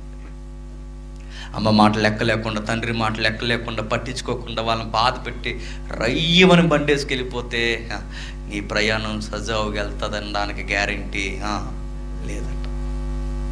మీరు అనుకుంటారు నాకు డ్రైవింగ్ బాగొచ్చు, సింగిల్ టైర్ మీద నేను దోలేస్తాను. నువ్వు దోలేస్తే ఎదురొచ్చాడు దోళ్ళ సరిగ్గా, ఆడికి రాదు డ్రైవింగ్, ఎవడికి? ఎదురొచ్చేవాడికి. నీకు 2 చక్రాలు, ఆడికి 10. మీ ఏపీ అన్ని కోరిబళ్ళు ఉంటాయి, అన్ని ఆడికి 10 టైర్లు. ఎక్కిందంటే మళ్ళీ బాడీ కూడా కనబడదు. జాగ్రత్త. మనకు డ్రైవింగ్ వస్తే సరిపోదట, ఎవడికి రావాలి? ఎదుటోడు కూడా రావాలి. ఆడికి లైసెన్స్ లేదు, తెలుసా విషయం? ఆడు వెళ్ళాడు, చొక్కేసి ఎక్కేస్తాడు అంతే, తోలేడమే నైట్ టైం. అలాంటి ప్రమాదకరమైన పరిస్థితుల్లో మీ బతుకు కొంచెం సేఫ్టీ జోన్లో ఉండాలంటే మీ తల్లిదండ్రుల మాట విని గౌరవించి సన్మానిస్తే ఏం చేస్తాడు దేవుడు? సెక్యూరిటీ ఇస్తాడు మన లైఫ్కి. మీరు అనుకుంటారు ఇవి చిన్నవి మూఢనమ్మకాలు అనుకోకండి. మీ తల్లిదండ్రులు గౌరవిస్తే మీ భవిష్యత్తు గౌరవింపబడేలా ఉంటుందట. బైబిల్ ఎంత బాగా చెప్తుందండి. వాల్యూస్ ఎక్కడ చెప్తారండి? ఎవరు చెప్పరు ఇలాంటి వాల్యూస్ మనకి. సామెతల గ్రంథం 13వ అధ్యాయం 20వ వచనం, జ్ఞానుల సహవాసం చేయవాడు జ్ఞానము గలవాడగును, మూర్ఖుల సహవాసం చేయవాడు చెడిపోవును. జ్ఞానుల సహవాసం చేసినవాడు ఏమవుతాడు? జ్ఞానం అవుతాడు. మూర్ఖుల సహవాసం చేసిన వాడు ఏమవుతాడు? మూర్ఖుడై చెడిపోతాడు. రూబేను కులాంటి దుష్ట సాంగత్యం చేశాడేమో, ఒక్కరు బుద్ధున్న వారితో తిరిగాడేమో. ఒకరోజు ఒక సామెత ఉండేది, ఏంటో చెప్పిన, 6 నెలలట తిరిగితే వీడు వాడవుతాడు. ఇప్పుడు 6 నెలలు అవసరం లేదు, 20 రోజులు తిరిగితే చాలట. 20 రోజులు, 20 days. సైకాలజీ చెప్తున్న నిపుణులు చెప్తున్నారు 6 నెలలు అవసరం లేదట. 20 రోజులు తిరిగితే 20 రోజులకి ఆ పక్కోడు ఏం చెప్తే అదే చేస్తారట. ఒరే డ్యామేకి దూకేద్దామంటే దూకేస్తారట, చేస్తారట. ఏ పిచ్చి పనైనా ఒరే వాడిని కొడదామంటే కొట్టేస్తారట. ఏమని చేస్తారట. ఎలా చేస్తారు? మోటివేషన్ అలా ఉంది. అందుకే సామెత కూడా ఉంది తెలుగులో, జోగి రాసుకుందట, వజ్రాలు రాలు. ఏమి రాలితే? బూడిదే రాలుతుందట. అదో జోగి, నువ్వు జోగి. ఇద్దరు ఫ్రెండ్స్, ముఖ్యమైన స్నేహితులట. ఈ ముఖ్యమైన స్నేహితులు చెప్పుకుంటారట మూర్ఖులు ఇద్దరు. ఏమని? భవిష్యత్తుని నా ప్లాన్ చేస్తారు. బూడిద రాలుతుంది తప్ప ఏమి రాలదట. అందుకే వాళ్ళు చేసే పనులు చూడండి. మీరు ఏ నేరమైనా చూడండి, నేరం అందరూ కలిసి ప్లాన్ చేయరు. ఫస్ట్ ఒకడికి వస్తుంది, ఫస్ట్ ఒకడికి. ఆ ఒకడికి వస్తుంది, ఫ్రెండ్స్కి ఎక్కిస్తాడు, ఇలా చేద్దామని మోటివేషన్ చేస్తాడు, వెళ్ళి చేస్తారు. మూర్ఖులు కలిస్తే ఏమవుతాయి? మూర్ఖపు పనులు అవుతాయి. ఆ పనులు ఏమవుతాయి అంటే వాళ్ళ భవిష్యత్తుని నాశనం చేసేస్తాయి. రూబేన్ కూడా అలాంటి పని చేసేటట, ఘోరాతి ఘోరమైన పని చేసేటట, మూర్ఖపు పని చేసేటట. నిజానికి ఈ తండ్రితోనే సహవాసం చేస్తే ఎంత బాగున్నో, కానీ పోయి ఓ స్త్రీ సాంగత్యం కోరుకున్నాడో ఆ స్త్రీ ఏమవుతుందట తనకి? పిన్ని, చిన్నమ్మ అవుతుందండి. పిన్ని వరుస చిన్నమ్మ అయిన ఆమెతో, అమ్మతో, ఒక మాట చెప్పాలంటే తప్పు చేశాడట. దేవుడు అప్పుడు అన్నాడు, రే నీకు దాసించినవి నీకు ఇవ్వనని దేవుడు ఏం చేశాడు? యోసేపుకి ఇచ్చేసాడట. యోసేపు ఎంత బాగా బతికాడంటే, చివరిగా త్వరగా ముగించేసుకుందాం. ఆదికాండం 39వ అధ్యాయం. తెలిసిన సందర్భాలే కానీ తెలియాల్సిన కొన్ని వాల్యూస్ అక్కడ ఉన్నాయి. ఆదికాండం 39వ అధ్యాయం 6-7 వచనాలు. అతడు తనకు కలిగినదంతయు యోసేపు చేతికి అప్పగించి తాను ఆహారము తాను తినుట తప్ప ఆహారము తినుట తప్ప తనకి ఏముందో ఏమి లేదో విచారించిన వాడు కాడు. ఎవరితడు? ఇతడెవరు? ఆ ఇంటి యజమాని, సుపీరియర్ ఆఫీసర్. ఆయన ఒక బెటాలియన్కి ఆఫీసర్గా పనిచేస్తున్నాడు. ఆయనకి ఆయన ప్రాపర్టీలో ఏ లెక్కలు ఎంత అవుతున్నాయో కూడా పట్టించుకోడట. అంత నమ్మాడట. ఎవరిని? యోసేపు. ఇవిడు కూడా బాగానే చూసింది, కానీ ఒక యాంగిల్లో మాత్రం వేరేలా చూసింది. ఎలా చూసింది? యోసేపు కొడుకు లాంటి యోసేపు నందట. యోసేపు చూడడానికి చాలా బాగుంటాడట, సుందరుడై ఉన్నాడట. అటు తర్వాత అతని యజమానిని భార్య యోసేపు మీద కన్నేసి తనతో తప్పు చేయమని చెప్పినట. అలాగ పలుమార్లు చెప్పిందట. ఏమంటున్నాడు చూడండి, యోసేపుకి ఎలాంటి ఒత్తిడి కలుగుతుందంటే, కోరికలు ఎదురొచ్చి రాని పిలిచాయట. కోరికలు ఎదురొచ్చి, పాడు పని చేసే వాళ్ళు ఎదురొచ్చి రమ్మన్నా రానన్నాడు. ఎవరు? యోసేపు. కోరికలు ఎదురు రాకపోయినా కోరికలకు ఎదురెళ్ళిపోయి రానన్న వారిని కూడా రప్పించుకునే రకం ఎవరు? రూబేను. వీళ్ళు ఏం చేశాడు? కోరిని తప్పు చేశాడు. కోరికలు ఎదురొచ్చినా నేను తప్పు చేయను అన్నాడు. ఒక్కరు బుద్ధితో అడిగిందట. ఏమని? ఆ అబ్బాయి చూడటానికి చాలా బాగున్నాడట. ఈ మధ్య ఇలా అంటున్నా, నేను బాధపడకండి, మీరు కదలండి, నల్లర మొక్కల బ్యాచ్లు ఉన్నాయి. కాస్తంత భక్తిగా ఉండి కాస్త చక్కగా వాకింగ్ చెబితే వెంటనే రిక్వెస్ట్లు వస్తాయి వాట్సాప్కి. ఏమని? నాతో మాట్లాడవా అని. ఈ బ్యాచ్ అంతా ఎవరు చెప్పిన? ఈవిడికి తల్లులు చెల్లుల్ని. ఎవరికి? వీళ్ళకి. పచ్చిగా మాట్లాడుతున్నా. కాస్తంత భక్తిగా బతికే చర్చిలో ఉన్న యవనస్తుల మీద కూడా పాడు చూపుతో చూసే కొంతమంది లేరు చెప్పండి ఇలాంటి బ్యాచ్. ఉన్న నిజాయితీగా ఉన్న పిల్లలను పాడు చేసి ఒక్కరు బుద్ధులండి. చక్కగా ఇలాంటి తమ్ముళ్ళు అన్నీళ్ళు ఎవరైనా వాక్యం చెప్తే చెత్త ఆలోచనలతో వాళ్ళకి ఏదోలా దగ్గర అవ్వాలని వాట్సాప్లకి మెసేజ్లు పెట్టే చెత్త ఉద్దేశం కలిగిన చెత్త బ్యాచ్ లేరు? ఉన్నారు. నేను పడ్డాను అలాంటి. ఉన్నారు అలాంటి వారు. ఒకరోజు నేను చెప్తున్నాను, నా దగ్గర సాక్ష్యాలు కూడా ఉన్నాయి. వీడియో కాల్ డైరెక్ట్ వీడియో కాల్లో చెప్పకూడదు, తన బ్రెస్ట్ కనబడేలా వీడియో కాల్ చేశారు. తప్పు కదండి. చెల్లి అమ్మ అంటున్నా కానీ ఆవిడ మాట్లాడుతున్న వంకర మాటలు. అంటే ఇలాంటి వారు. ఈవిడ బతికలేదు కానీ ఈ బుద్ధులు ఇంకా బతికే ఉన్నాయి ఎప్పటికీ. యోసేపులా బతికేవారు, మంచిగా బతికే సహోదరుల మీద తప్పుడు ఉద్దేశాలతో కన్నేసేవారు అందరూ చెప్తున్నాను కాపురాన్ని పాడు చేసుకుంటారు, మీ స్థితిని పాడు చేసుకుంటారు. సహోదరులాగా చూడండి, ఉపదేశకుల్లాగా చూడండి, మంచోళ్ళలాగా చూడండి, చర్చి మెంబర్లాగా చూడండి. తప్పుడు ఉద్దేశాలతో వాళ్ళ మీద కన్నేయకండి. అది మంచి ఉద్దేశం కాదు. ఇక్కడ ఏం జరుగుతుందో చూడండి. ఆవిడ ఏం చేస్తుందట? అటు తర్వాత అతని యజమాని భార్య యోసేపు మీద కన్నేసి తనతో తప్పు చేయమని చెప్పిన. అయితే అతడు ఒప్పక, నా యజమానుడు తనకి కలిగినదంతయు నా చేతికి అప్పగించిన కదా, నా వశమున తన ఇంటిలో ఏమి ఉన్నదో అతడు ఎరుగడు. ఈ ఇంటిలో నాకంటే పైన వాడు ఎవడనూ లేడు. నీవు అతని భార్య వైనందున.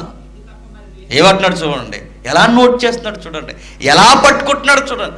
నీవు అతనికి భార్య వైనందున నీతో నేను తప్పు చేయను. పొరుగువాని భార్య యజమానిని భార్యగా ఉంటే రమ్మని పిలిచినా తప్పు చేయను అన్నాడు. పొరుగువాని భార్య, సొంత తండ్రి భార్య. ఎవరు? రూబేన్తో తప్పు చేయడానికి సిద్ధమైన ఆవిడ. సొంత తండ్రి భార్య చిన్నమ్మ ఆవిడతో తప్పు చేయడానికి వెళ్ళాడట. పొరుగు వాని భార్యతోనే చేయకూడదని వాల్యూస్ ఉండాల్సిన ఇశ్రాయేలు పురుషులకి, దేవుని పిల్లలకి సొంత యజమానులు తండ్రుల భార్యలతోనే, వరస కాని వారితోనే తప్పు చేయాలనుకుంటున్నారంటే ఏం చేయాలి? అందుకే నీకు రావలసిన మేలు నీకు రావన్నాడు దేవుడు. అంతే. యోసేపు కూర్చుని వాళ్ళు మాట్లాడుకుని వెళ్ళిపోతాం. యోసేపు ఎలా అంటాడు చెప్పనా? అమ్మా, నేను తప్పు చేస్తున్నది నన్ను నమ్మి నా ప్రాపర్టీ అంతా నా చేతుల్లో పెట్టిన మీ యజమానికి వ్యతిరేకంగా తప్పు చేస్తాను లేదు, తర్వాత విషయం. కానీ నా పైనున్న దేవునికి, నా తండ్రికి విరోధంగా నేను తప్పు చేయలేను అన్నాడు. ఎంత బాగా! నాకు ఈయన సుపీరియర్ ఆఫీసర్ అవ్వచ్చు మీ ఆయన, కానీ నాకు ఒక పెద్ద ఆఫీసర్ ఉన్నాడు, ఎవరు? పైన. ఆయనకు వ్యతిరేకంగా నేను తప్పు చేయలేను. మరొక మాట ఏంటో చెప్పనా? ఒక్కరు బుద్ధి ఉన్నది ఎవరికి? అంత సీరియస్ చూడకండి. ఎవరికి? ఆవిడికి. ఒక్కరు బుద్ధి ఉన్నది ఆవిడికి, ఒక్కరమైన ఆలోచన ఉన్నది ఆవిడికి, నేరమైన బుద్ధి ఉన్నది ఆవిడికి. వెంటనే ప్లేట్ మార్చి నేరస్థం చేసింది ఎవరిని? యేసు. ఎంత విచిత్రమైన ప్రపంచం అండి ఈ ప్రపంచం. నేరస్తుడు ఆయన అయ్యాడు. నేరమైన ఆలోచనలు ఆవిడవి, నేరమైన కన్ను ఆవిడది. కానీ నేరస్తుడయ్యి అన్యాయంగా ఓడిపోయినట్టు సరసాలకు వెళ్ళింది ఎవరు? యోసేపు. గమ్మత్తు ఏంటంటే సొసైటీ దృష్టిలో నేరస్తులు అవ్వచ్చు, కానీ దేవుని దృష్టిలో నేరస్తులు ఎవరు? నీతిమంతులు. అందుకే దేవుని యొక్క నీతిని పట్టుకున్న యోసేపు చెరసాలకు పోయినా చెరసాల్లో కూడా దేవుడు అతనికి తోడై ఉండేనని రాయబడింది బైబిల్లో. ఎంత విచిత్రమైన మాట చూడండి. లోకం వ్యతిరేకమైపోయినా ఒక్కరి బుద్ధి ఈవిడిది, ఒక్కరి బుద్ధిలో ఉన్నట్టు ఈయన జీవించారు, ఒక్కరి బుద్ధి ఈవిడిది, ఒక్కరమైన ఆలోచనట్టు ఈయన జీవించారు. లాస్ట్కి ఈయన జైలుకి వెళ్ళాడు. ఇంకొక విషయం ఏంటి చెప్పనా? నోరిప్పి మాట్లాడలేదండి ఎవరు? యోసేపు అండి. ఒకవేళ మాట్లాడితే ఎంత మంచోడంటే, ఒకవేళ మాట్లాడితే సొసైటీలో మరలా యజమాని కుటుంబం బతకగలదా చెప్పండి? ఆ సంసారం కొనసాగలదా? నేరం మీదేసుకుని నోరు మూసుకుని ఎక్కడికి వెళ్ళిపోయాడు? అక్కడ చెప్పున్నాడు ఎవడికో ఒక బాధ ఒకడు ఉంటే, ఆడికి తప్ప ఇంకెవడికి చెప్పలా. అతనికైనా ఎందుకు చెప్పాడంటే, నేను బయటకు వచ్చే అవకాశం ఏమైనా ఉంటే కొంచెం టైం వచ్చినప్పుడు నా గురించి ఆలోచించి నేను ఏ నేరము చేయలేదు అన్నాడు.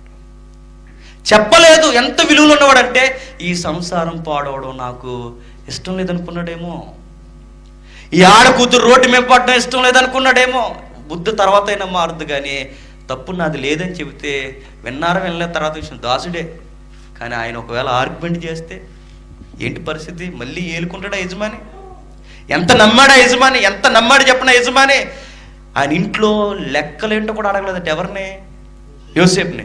లెక్కలేంటో కూడా యోసేపుని అడగలేదంటే, యోసేపు ఒక మాట నోరిప్పి చెబితే ఖచ్చితంగా యజమాని నమ్మితే, ఆ యజమాని నమ్మితే ఈమె భవిష్యత్తు ఏంటి? అందుకే యోసేపు చేయన్నారానికి శిక్ష అనుభవించడానికి వెళ్ళిపోయాడు. కానీ దేవుడు మాత్రం వదలలేదట ఎవరిని? యోసేపు. అందుకే దేవుడు అతన్ని పట్టుకున్నాడు. కనుక పాడు పనులు చేసి పోగొట్టుకున్న రూబేను దీవెనలన్నీ తీసుకొచ్చి ఎవరి మీద పెట్టాడు? యోసేపుకి ఇచ్చేసాడట. ఎంత బాగుందో చూడండి. యోసేపుకి ఇచ్చాడు. ద్వితీయోపదేశ కాండంలో రాయబడిన ఒక గమ్మత్తైన మాట రూబేను జీవితంలో జరుగుతుంది చూడండి. ద్వితీయోపదేశ కాండం 27వ అధ్యాయం, ద్వితీయోపదేశ కాండం 27వ అధ్యాయం 20వ వచనం.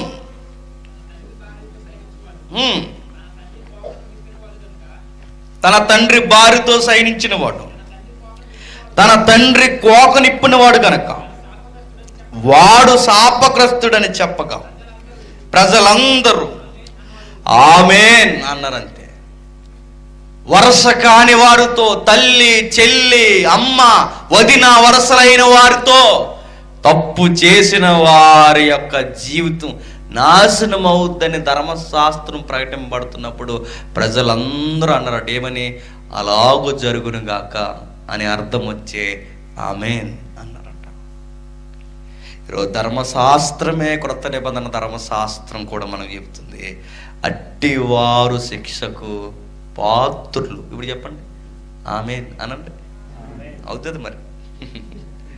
ఖచ్చితంగా అలాంటి పిచ్చి పనులు చేస్తే దేవుడు చెప్తున్నాడు, అట్టి పనులు చేయవారిని దేవుడు ప్రతిదండన చేస్తాడట. దశలోనిక ఇదే విధానం క్రొత్త నిబంధనలో కూడా కొనసాగించండి. దశలోనిక పత్రిక మొదటి పత్రిక 4వ అధ్యాయం, త్వరగా రేపు త్వరగానే ముగించేసుకుందాం, ఈరోజు కొంచెం తప్పదిక, వెళ్ళిపోదాక ఒక పావు గంటలో.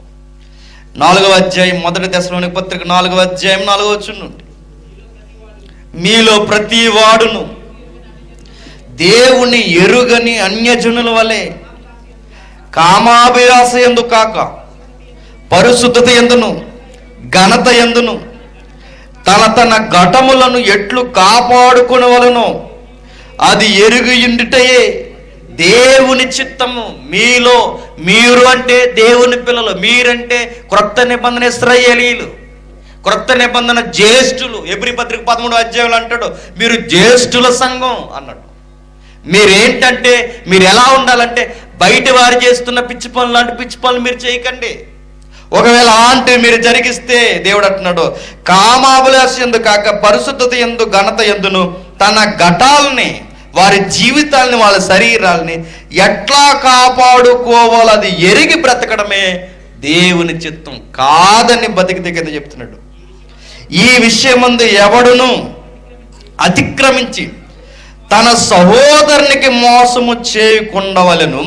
ఎందుకనగా మేము పూర్వం మీతో చెప్పి సాక్ష్యం ఇచ్చిన ప్రకారము ప్రభు వీటన్నిటి విషయములో ప్రతిదండన చేయవాడు. ధర్మశాస్త్రం ద్వితీయోపదేశ కాండంలో చెప్పిన ఆ కమాండ్ న్యూ టెస్ట్మెంట్లో కూడా మారలేదట. పొరుగు వారి జీవితాల్లో చిచ్చెట్టేవారు, పొరుగు వారి జీవితాల్లో ఏదైతే విపత్తు కలగజేస్తారో, శరీరాన్ని అపవిత్రం చేసుకుని ఎవరైతే జీవిస్తారో అట్టి వారి మీదకి వాటన్నిటి విషయమై దేవుడు ఏం చేస్తాడట? ప్రతిదండన చేస్తాడట. ద్వితీయోపదేశకాండం ఏదైతే చెప్పిందో తెసలోనిక కూడా అదే చెప్తుంది. ద్వితీయోపదేశకాండంలో దేవుడు ఏదైతే బలముగా రాయించాడో తెసలోనిక సంఘానికి రాస్తూ కూడా అదే రాయించాడు. అంటే గ్రంథాలు మారినా దేవుడి విలువలు మాత్రం మారవగాక మారవు. గుర్తుపెట్టుకోండి. రూబేను దెబ్బతినడానికి కారణం ఏంటంటే నడవడికి సరిగ్గా లేదు, భవిష్యత్తు నడకిక ఉండదని దేవుడు చెప్పేశాడు. కొడుకుని పిలిచాడట, యోసేపుకు చెబుతున్నాడు. ఎంత బాగా చెబుతున్నాడంటే, యోసేపు ఈ దీవెనలన్నీ నీకే అన్నాడు. ఎంత బాగా వర్ణించాడు చూడండి. ముగించుకుందాం. ఆదికాండం 49వ అధ్యాయం, ఆదికాండం 49వ అధ్యాయం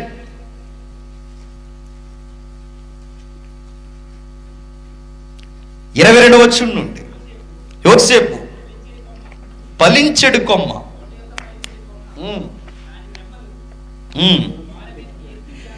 గోడ మీదకి ఎక్కి ఆపించును. యోసేపు ఎలా అంటాడు? అభివృద్ధి అవుతూనే ఉంటాడు. ఎందుకు అభివృద్ధి అవుతాడు? తెలివితేటలుండా? కాదు, జీవితంలో పవిత్రత ఉంది. పవిత్రమైన ఉద్దేశాలు, పవిత్రమైన జీవితం కలిగిన వారిని దేవుడు ఉన్నతమైన స్థానంలో పెడతాడు. ఆమేన్. ఖచ్చితంగా దేవుడు పెడతాడు. యోసేపు ఫలించెడు కొమ్మగా, అభివృద్ధి చెందే పురుషుడిగా ఎందుకు దేవుడు తీర్చిదిద్దాడంటే కారణం ఒక్కటే, ఆయన ఆలోచన విధానం, భయభక్తులు, దేవుడి పట్ల ఉన్న విశ్వాసం, తీవ్రత అంత గొప్పదే. ఎదుటి వారి యొక్క నేరాన్ని కూడా మీదేసుకుని మౌనంగా ఉండి దేవుని మీద ఆనుకొని నేరానికి నేరం ఒడిగట్టిన గొప్ప మనుషుడు గనకే గొప్ప స్థితికి వెళ్ళిపోయాడట. రూబేను చూసి ఇలా అన్నాడు. ఎవరు? యాకోబు. నా జ్యేష్ఠుడవు, నా బలము, నా అతిశయము, నా కొడుకని నేను గొప్పగా చెప్పుకుంటాన్నాడు. చెప్పుకోలేకపోయాడు. కానీ అదే యాకోబు అవే మాటలు ఇప్పుడు ఒకరిని చూసి గొప్పగా చెప్పుకోవచ్చు. ఎవరిని చూసి? యోసేపుని చూసి. ఆ ప్రధానమంత్రి ఎవరు కొడుకు అనుకుంటున్నారో చెప్పండి? నా కొడుకు అని చెప్పుకోవచ్చు. ఎవరు? యాకోబు. ఆ ఫలించే కొమ్మ ఎవరు అనుకుంటున్నారు? నా కొడుకు. రూబేను చూసి చెప్పుకోవాల్సిన మాటలు యోసేపుని చూసి చెప్పుకుంటున్నాడు. ఎందుకు? అతను నిలబడలేకపోయాడు, ఇతను నిలబడ్డాడు. నేను చెప్పేది ఒక కామ అభిలాషి అందే కాదు, నేను చెప్తుంటా. ప్రతి వాల్యూ విషయంలో, ప్రతి విలువల విషయంలో, ప్రతి విషయంలో మీరు నిక్కర్సగా, స్థిరముగా, చంచలులు కాకుండా మీరు నిలబడితే, నీళ్ళ లాంటి మనసు మీకు లేకుండా ఉంటే, మీ రంగాలలో, మీ చదువుల్లో, మీ ఉద్యోగాల్లో, మీ సంసార జీవితాల్లో దేవుడు ఒక పొజిషన్ ఇస్తాడట. మనకొట్టు గౌరవిస్తాడట. మన తల్లిదండ్రులు మనం చెప్పుకునేలా మన జీవితం మా బిడ్డండి అని ధైర్యంగా చెప్పుకుంటారు. ఒకవేళ ఇలా మీ తల్లిదండ్రులు మిమ్మల్ని చూసి చెప్పుకోలేకపోతే, బ్రదర్ నేను చెప్తున్నాను, మీ లైఫ్ చాలా జీరో లెవెల్కి గ్రాప్ పడిపోయిందని మాత్రం మర్చిపోకండి. నేను చదివించి వేస్ట్, నేను కన్నంతకు వేస్ట్, నువ్వు బతకడం వేస్ట్. ఇప్పుడు 24 years, 25, 29, 30 years వచ్చినా నువ్వు ఈ తల్లిదండ్రులను సంతోష పెట్టకపోతే బ్రదర్, నీ లైఫ్ వేస్ట్. మీ తల్లిదండ్రులు మిమ్మల్ని చూసి గొప్పగా చెప్పుకుంటున్నారా? మీ తల్లిదండ్రులు మిమ్మల్ని చూసి బాధపడుతున్నారా? యోసేపుని చూసి గొప్పగా చెప్పుకున్నారట. యోసేపు కొడుకులు కూడా చూసి గొప్పగా చెప్పుకున్నారట. కిందకి చెప్తున్నాడు త్వరగా, విలుగాండ్రులు అతన్ని వేధించరు. విలుగాండ్రులు ఎవరు? విలుగాళ్ళు అంటే ఎవరు? విల్లేస్తారుగా, బాణాలు వేసేవారు. బాణాలు ఎవరు వేసారు యోసేపుకి? బాణాలు అంటే బాణాలు కాదు, బాణాలు లాంటి మాటలు వేసేవారు. ఎవరు? యోసేపు మీద. ఎన్ని వేసారండి ఆయనకి? ఎన్ని పోటీ వేసినట్టు వేసేసారు. వెనకే ఎవరేశారు? సొంత సహోదరు. గుర్తుపెట్టుకోండి, శత్రువులు ఆకాశం నుంచి వచ్చి పడరు, శత్రువులు గ్రహాంతర జీవులు కాదు. మరి ఎవరు? మన సహోదరులు, మన వారు, మన ముఖ్య స్నేహితులే మనకేమవుతారు? ఏమవుతారు? శత్రువులు కాదు, బాణాలేసి బ్యాచ్ అవుతారు. అక్కడ అదే రాయబడింది. విలుగాండ్రులు అంటే ఎవరు? ఎవరు ఆయనకి వేసింది? సొంత సహోదరులు. ఎవరు ఆయనకి వేసింది? ఆయన ప్రేమించిన వారు, గౌరవించిన వారు. ఆయనకే వేశారట. ఎన్ని పోటీ వేసినట్టు పోటీ చేశారట. కానీ వారు బాణములేసి అతను హింసించిరి. యాకోబు కొలుసు పరాక్రమశాలి అయిన హస్తబలము వలన అతని ఇల్లు బలమైన తగును. ఇశ్రాయేలీయులకు బండ మేపడివాడు. ఆయన వెనక నుంచి బాణాలు వేస్తుంటే ఆయన వెనక మరొక హస్తం బలంగా ఉందట. ఎవరిది? ఆ సూర్యుడు వీరుడిది. ఆయన ధైర్యంగా ఉన్నాడు. ఏలేసే బాణాలు ఏంటి? ఈనుపుల లాంటివి. ఆయన బాణం వేస్తే, పైనుంచి దేవుడు బాణం వేస్తే జాలిపడి ఏడు. కానీ నేను చెప్తున్నాను, దేవుడు కనుక బాణం వేసాడంటే ఇక అదే లాస్ట్ బాణం. ఎవరికి? ఆ ఏయిబడినోడికి. కనబట్టేక మీరు అనుకుంటారు బ్లాక్ అండ్ వైట్ సినిమాల్లో మతాబీ బాణాలు అనుకోకండి. ఇలాగేస్తే చివరిని ఎలుగుతే ఇలాగెళ్తే చూసారా, టీమని వెళ్ళి టకాలం గుద్ది మళ్ళీ కొంచెం చెప్పి అక్కడ ఎలుగు ఇలా పడిపోతాయి. అవి కాదు, ఆ బాణాలు కాదు. దేవుడు బాణం వేసాడంటే నేను చెప్తున్నాను, పునాదులు తరాలతో సహా దేవుడు లేపేస్తాడు. అలాంటి మంచి పిల్లలకు అడ్డు రాకండి. ఎప్పుడు వీలైతే ప్రేమించండి తప్ప మంచివాడికి అనుకుంటే మాట్లాడడం, గొయ్యలతో ఉండడం, ఏదో ఒకటి చేయడం. ఇందాక సహోదరుడు చెప్పాడు, వాడిని ఏదోలా బాధ పెట్టడం, ఏదోలా నిందించడం. మీ సహోదరులకు మీరే విరోధం అయితే మీరు అలాంటి బాణాలు వేస్తే దేవుడి పైనుంచి మీకు గురెడతాడట. ఏరా అని దేవుడు వెనకాల నుంచి మనకేస్తాడట. దేవుడు చాలా దీనుల పక్షాన ముందే ఉంటాడు. ఆయన ఇంకా చెప్తున్నాడు, ఆయన ఎలాంటి నిందలకు గురవుతున్నప్పుడు ఆయన ఏం దిగిపోడు. ఇశ్రాయేల్ అందరికీ బండంటే పునాది ఆయనేనట. ఎక్కడో చివరన పుట్టినాడు. ఇశ్రాయేల్ అందరికి బేస్మెంట్ అయిపోతాడట, పునాది అయిపోతాడట. అయిపోయాడా నిజంగా యోసేపు? నిజంగా ఇశ్రాయేల్ అందరూ బతికి బట్టగట్టి కొన్ని వందల సంవత్సరాలు జడ్జాగా బతికారంటే కారణం ఎవరు చెప్పండి? యోసేపు. ఒక మాట చెప్పనా, బానిసగా ఉండాల్సిన యోసేపు ప్రధాని అయ్యాడట. ప్రధాని లెవెల్లో చేసి ఉండాల్సిన రూబేను పాపానికి బానిస అయ్యాడట. బానిసగా ఉండాల్సిన యోసేపు అధికారి అయితే అధికారి వాదాలు ఉండాల్సిన జ్యేష్ఠులు పాపానికి దాసులయ్యారు.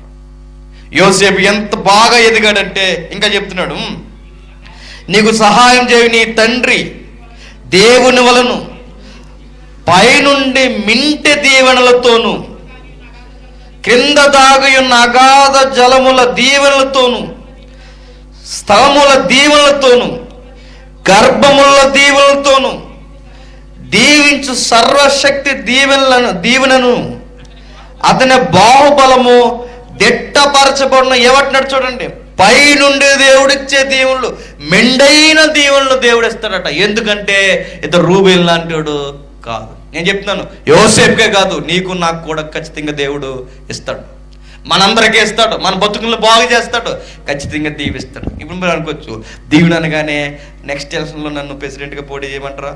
అది కాదు. మరి సీఎంఓ పిఎంఓ లేదంటే మరి ఇక్కడ ఏమైనా తవ్వకాలు జరుగుతున్నప్పుడు ఏ వజ్రం వైడూరం నాకు దొరుకుద్దా? అది కాదు దీవెన అంటే. దీవెన అంటే సరైన అర్థం ఏంటి చెప్పిన బైబిల్ ప్రకారం, దీవెన అంటే ఉన్న దానిలో ఆనందంగా ఉండటం, అది దీవెన. దీవెన అనగానే ఆనందంగా ఉండడం, ఏ పొజిషన్లో ఉన్నా మంచిగా బతకడం, అది దీవెన అంటే. మీరు డాక్టరీన్ ప్రకారం చదవండి, బైబిల్ని అర్థమవుతుంది. సిద్ధాంతపరమైన థియాలజీలో చెప్తుంది దీవెన, బ్లెస్సింగ్ అంటే మనకు చెప్తున్నాడు దేవుడు సంతోషంగా ఉండడు. యోసేపు శరసాల్లో ఎలా ఉన్నాడు? సంతోషంగా ఉన్నాడు. సింహాసనం మీద ఎలా ఉన్నాడు? సంతోషంగా ఉన్నాడు. అన్నల గెంటేసి గోతుల గెంటేసిన, బాధలు కన్నీళ్ళు కలిగిన, ఏడ్చిన, హృదయంలో తెలియని ఒక శాంతి సమాధానం అతను వెంటాడుతూనే వచ్చిందట. ఎందుకు? ఆయన దీవెనలు పైనుండి అనుకున్నాడు. ఇంకా విచిత్రం ఏంటంటే, అగాధ జలములతో కూడా దీవించేస్తాడట. అగాధ జలముల దీవెనలు అంటే ఆయన పంట ఇస్తాడంటే ఆ పంట సమృద్ధిగా పండుతుందట. నీళ్ళకి ఎండిపోతాడు ఆయన పంట. మీ సైడ్ ఇప్పుడు కర్నూలు కానీ గద్వాల జిల్లా కానీ కొంచెం మీకు నీళ్లు దొరకడం కష్టం. రాతి నెల ఇదంతా మా ఉభయ గోదావరి జిల్లాలో. మాది నల్ల రేగడి, మీది రాతి నేల. ఇలాంటి ఏరియాలో యోసేపు వచ్చి వ్యవసాయం చేసినట, ఉబ్బుకుంటూ పైకి వచ్చేస్తే ఏంటి నీళ్ళు. ఎందుకు అంత బ్లెస్సింగ్ ఉందంట. మీరు కష్టపడి పుస్తులమ్మి బోర్లు తవ్వించినా మీకు ఒక సౌండ్ వినబడే మాట ఏంటంటే, 200-300 అడుగులు వెళ్ళిన తర్వాత బండ పడిందండి, ఆ డబ్బులంతా వృధా. కానీ యోసేపు ఎలాంటి చెప్పిన బోరే ఎక్కరొద్దట. ఆయన వ్యవసాయం ఇస్తే సమృద్ధిగా వచ్చేస్తా. అంటే దేవుని పిల్లలు దేవునికి నచ్చేలా ఉంటే సమస్తము సమకూడి జరిగిస్తాడు. అది బ్లెస్సింగ్ అంటే. మనం చేసే పనుల్లో, మనం జరిగే నష్టాల్లో, కన్నీళ్ళలో దేవుడు మనల్ని దీవిస్తాడు. ప్రతి దీవెన మనకు అనుగ్రహిస్తాడు. ఎందుకంటే ఆ తండ్రి దీవెన, యాకోబు తండ్రి దేవుడు ఈ కుమారుని కూడా దీవిస్తాడట. చివరిగా ముగిద్దాం. నీ తండ్రి దీవెనలు నా పూర్వపు దీవెనల పైనను చిరకాలము పర్వతముల కంటే ఎచ్చుగా ప్రబలమగును అని యోసేపు తల మీదను తన సహోదరుల నుండి వేరుపరచబడి వాని నెత్తి మీదను ఉంచబడిన. సహోదరులందరికన్నా ఘనత, అందరికన్నా గొప్ప కిరీటం యోసేపుకి వచ్చిందట. ఇక చివరిగా ముగించే ముందు, రూబేను కన్నా యోసేపు బెస్ట్ అనుకుంటే, యోసేపు కన్నా ఇంకా బెస్ట్ క్యారెక్టర్ బైబిల్లో ఉంది. యోసేపే నేర్చుకోవాల్సిన క్యారెక్టర్ అది. అదే యేసుక్రీస్తు వారి యొక్క గుణగణాలు. ఎంత గమ్మత్తు అంటే, ఈ జ్యేష్ఠుడు రూబేను తండ్రిని బాధ పెడితే మనందరికన్నా ఒక జ్యేష్ఠుడు ఉన్నారట. ఎవరు? యేసుక్రీస్తు.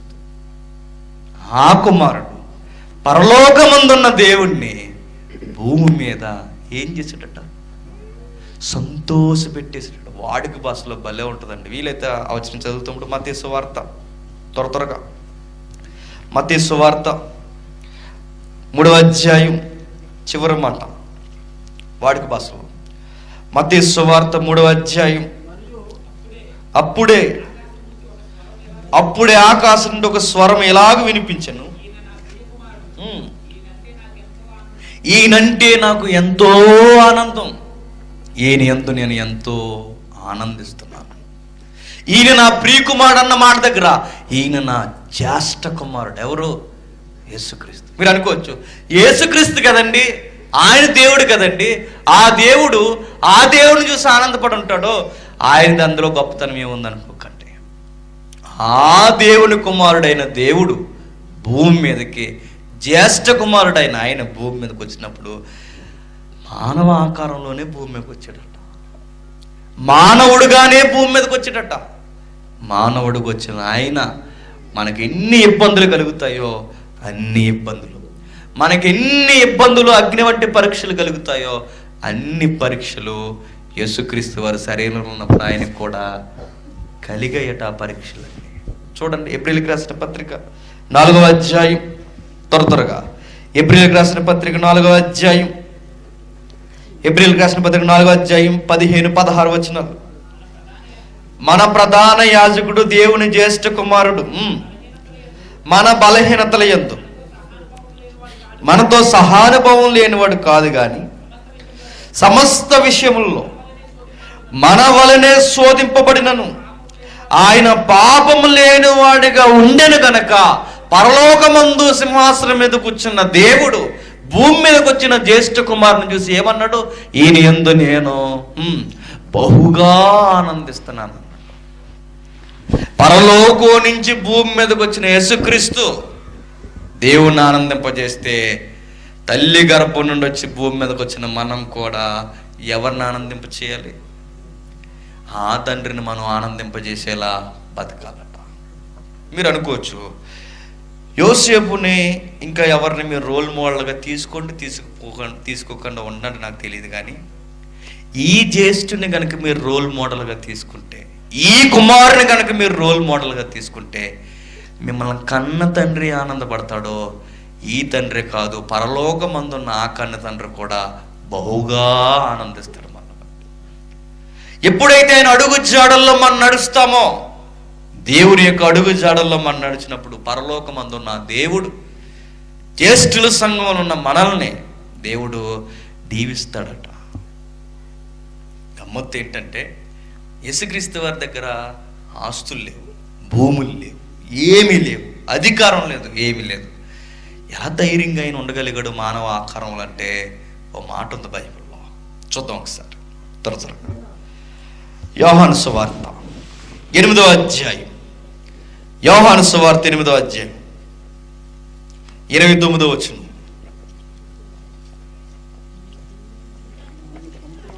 నన్ను పంపినవాడు నాకు తోడై ఉన్నాడు, ఆయనకి ఇష్టమైన కార్యములు నేనెల్లప్పుడూ చేయుదును గనక ఆయన నన్ను ఒంటరిగా విడిచిపెట్టలేదు. ఎంత బాగుందో చూడండి. నేను ఎల్లప్పుడూ ఆయనకి ఇష్టమైన కార్యములు నేను చేస్తాను కనుక ఆయన నన్ను ఎప్పుడు ఒంటరిగా విడిచిపెట్టాడు. నేను చెప్తున్నాను, మీ జీవితాల్లో దేవునికి ఇష్టమైనట్టుగా మీరు బ్రతికితే, దేవునికి నచ్చిన చిత్తాన్ని మీరు జరిగిస్తే, దేవుడు నువ్వు ఎక్కడున్నా నేను ఒంటరిగా వదిలేడట. యోసేపును వదలిన దేవుడు, యేసుక్రీస్తుని వదలిన దేవుడు నిన్ను నన్ను కూడా వదలగాక వదలడు. ఎప్పుడు వదలడంటే ఆయనకి ఇష్టమైన పనులు మనం చేస్తే. ఆయన ఇష్టం ఏంటంటే, ఈరోజు ఈ యొక్క సభలో మొదటి రోజులో మీ శరీరాల్ని ఘటాలని అపవిత్రం చేసుకోకండి. ఏ చీకటి కోణంలో మీరు ఇరుక్కుపోకండి. అబద్ధంలో కానీ, చూపులో కానీ, మాటల్లో కానీ, ఎక్కడైనా వ్యక్తిగతమైన జీవితాల్లో కానీ ఎక్కడా మీరు తండ్రి చూస్తున్నాడని భయభక్తులు కలిగి అంటించుకోకుండా మీరు బ్రతికితే, ఆయనకి ఇష్టమైన పనులన్నీ మీరు చేస్తే, మీ చదువుల్లో, మీ ఉద్యోగాల్లో, మీ పనుల్లో, మీ సంసారాల్లో కూడా మీరుంటే, దేవుడట ఆయన దాసించిన మేళ్ళు మనకి అప్పగించి దీవిస్తాడట. ఇప్పుడు ఇలా చేయకుండా, ఏమీ చేయకుండా సీరియస్గా వచ్చేసి పాస్టర్ గారి దగ్గరికి, పాస్టర్ గారు నా కొరకు ప్రార్థన చేయండి అంటే, దీవెనలు ఏమంటే చెప్పిన అవ్వ అంటాయట. ఎవరిని? మనం చేసి. మరి నీకు ఏం చేసేవి నీ దగ్గర దీవెనలుగా మేము రావాలి? ఒకవేళ ఆకారాలు ఉండి మాట్లాడుకుంటే ఇలా ఉంటాయి మాటలు. రావడానికి ఇష్టపడ్డ కష్టం. యేసుక్రీస్తు వారు జ్యేష్ఠుడు, తండ్రిని ఆనందింపజేశాడు. ఇప్పుడు ఎబ్రీ పత్రిక మీరు ఇంటికి వెళ్ళిన చదువుకోండి, జ్యేష్ఠుల సంఘం అన్నాడు. మనం ఎవరిని? సంఘం అంటే మీరే, మనమే. జ్యేష్ఠుల సంఘంలో జ్యేష్ఠులు విశ్వాసులు ఎలా నడుచుకోవాలంటే, వావి వరస లేకుండా నడుచుకోకూడదట. మరి ఎలా నడుచుకోవాలి? ఎలా నడుచుకోవాలి? తిమోతి పత్రిక మొదటి పత్రిక, తిమోతి మొదటి పత్రిక 5వ అధ్యాయం మొదటి వచనం నుండి, తిమోతి మొదటి పత్రిక 5వ అధ్యాయం మొదటి వచనం నుండి. వృద్ధుని గద్దింపక తండ్రిగా భావించి అతన్ని హెచ్చరించు. అన్నదమ్ములని, యవ్వనులను, తల్లులను, వృద్ధ స్త్రీలను, అక్కచెండ్రులను, పూర్ణ పవిత్రతో యవ్వన స్త్రీలను హెచ్చరించుము. ఎంత బాగా రాశాడు చూడండి. వరుసలు మిస్ అవ్వకూడదట. ఎక్కడ? క్రిస్టియానిటీలో వరుసలు మిస్ అయ్యే దీవెలను దూరం చేసుకున్నాడు. ఎవరు? రూబేను. సరి అయిన నడక్కే ఆయన దీవులను దూరం చేసుకున్నాడు. జ్యేష్ఠులు సంఘం, ఇప్పుడు ఎవరు జ్యేష్ఠులు? ఇప్పుడు ఎవడింట్లో పెద్దోడని కాదు, ప్రభువు నమ్ముకున్న ప్రతి ఒక్కరు జ్యేష్ఠుల సంఘం, జ్యేష్ఠులు. ఇప్పుడు ప్రభువుకున్న జ్యేష్ఠత్వ హక్కులు మనకు కూడా వచ్చాయి, ప్రభువుకున్న హుందాతనం మనకు కూడా వచ్చింది. మనం ఎలా నడుచుకోవాలంటే, మీ కుటుంబంలోనే కదట, దేవుని కుటుంబం సంఘంలో కూడా మీకన్నా పెద్దవారైతే ఆ తండ్రులను గౌరవించండి, మీకన్నా పెద్ద స్త్రీలైతే తల్లులను గౌరవించండి, కాసంత వయసులో పెద్దవారైతే అక్క అని పిలవండి, చిన్నోళ్ళైతే చెల్లి అని పిలవండి. ఇలా పిలిచి దేవుని చిత్తాన్ని జరిగించండి. పిలుపు ఒకటి బతుకోటి అయిందో చెప్పాడు దేవుడు, నరికేస్తాని చెప్పాడు దేవుడు. సంఘంలోకి పోయినప్పుడు చెల్లెళ్ళు అక్కలే, ఎక్కడికి పోయినా మీకు అదే దృష్టికోణం. అది కాకుండా ఒకవేళ మీకు పెళ్లి చేసుకోవాలనిపిస్తే దేవుడిని అడగండి, దేవుడు ఖచ్చితంగా మీకు తగిన జీతం ఎదుగుతాడు. కానీ మనం అలాంటి బ్యాచ్ కదా, మనం ఎదిగేసుకుంటాం. అందుకే మనకి ముందుతో దొరికేస్తుంది, దరిద్రం వదిలిపోయి అన్ని లైన్కి వచ్చేస్తాయి అన్నమాట. అలా చేయకండి. చెల్లి చెల్లె, అక్క అక్కే. మన ఇంట్లో వరుసలు ఎంత పవిత్రంగా ఉన్నాయో, సంఘంలో సంఘంలో జ్యేష్ఠులైన మీరు మీ వరుసలు చక్కగా ఉండాలి. ఈ రోజు ముగిస్తున్న ముందు రూబోని పోగొట్టుకున్నట్టు దీవెలు మీరు అస్సలు పోగొట్టుకోవడానికి వీల్లేదు. మిమ్మల్ని కనిన తల్లిదండ్రులు ఆనందంగా ఉండాలి, మిమ్మల్ని కనడానికి కారకుడైన ఆ తండ్రి కూడా ఆనందంగా ఉండాలి. ప్రభు అయిన యేసుక్రీస్తు వలె మన తండ్రిని మన అడుగు జాడల్లో ఎల్లప్పుడూ మనం ఆనందింపచేయాలి. జ్యేష్ఠులంటే జ్యేష్ఠుల్లానే ఉండాలి, పెద్దవారంటే పెద్దవారిలాగా ఆలోచించాలి. బుద్ధి లేని పనులు చేసి హోదా అనే ఉందాతనాన్ని మనం తగ్గించుకోకూడదు. జాగ్రత్తగా ఉండండి. రేపు రండి, మరైన సంగతులు మాట్లాడుకుందాం, ప్రార్థన చేసుకుందాం. ప్రార్థన. పరలోకమందున మా తండ్రి, నిజమే తండ్రి, అది క్రొత్త నిబంధన అయినా పాత నిబంధన అయినా నిరంతరం మీరు ఏకరీతిగా ఉన్నారు తండ్రి. విలువలు మార్చని వారు, విలువలు ఉన్నవారు తండ్రి మీరు. క్రొత్త నిబంధనలో కూడా తండ్రి, ఎవరిని ఎలా పిలవాలో, ఏ ఉద్దేశాలతో ఉండాలో, జ్యేష్ఠత్వం కలిగిన సంఘ విశ్వాసులు తండ్రి, కుటుంబంలో ఉన్న జ్యేష్ఠులు కూడా సరిగ్గా నడిస్తే మీరు దాచి ఉంచిన దీవెలను తండ్రి మాకు అందిస్తానన్నారు. ఆనందాన్ని మేము అందుకోకపోతే తండ్రి, మాకంత అమాయకులు తండ్రి ఇంకెవరు లేరు. ఎందులోనూ ఆనందం ఉందనుకుని ఎక్కడో సంతోషం ఉందని నేను వెళ్ళడం తండ్రి, అది సరైన దీవెన కాదు. నిజమైన దీవెన మీరిచ్చేదే, ఆనందం మీరిచ్చేదే తండ్రి. అది ఏ పాపంలో మనిషికి ఆనందం దొరకదు తండ్రి. యవనస్తులైన వారందరిని ప్రేమించి, కుటుంబాన్ని ప్రేమించి సరి అయిన హెచ్చరికలు మీరు ఇచ్చారని మేము నమ్ముతున్నాం.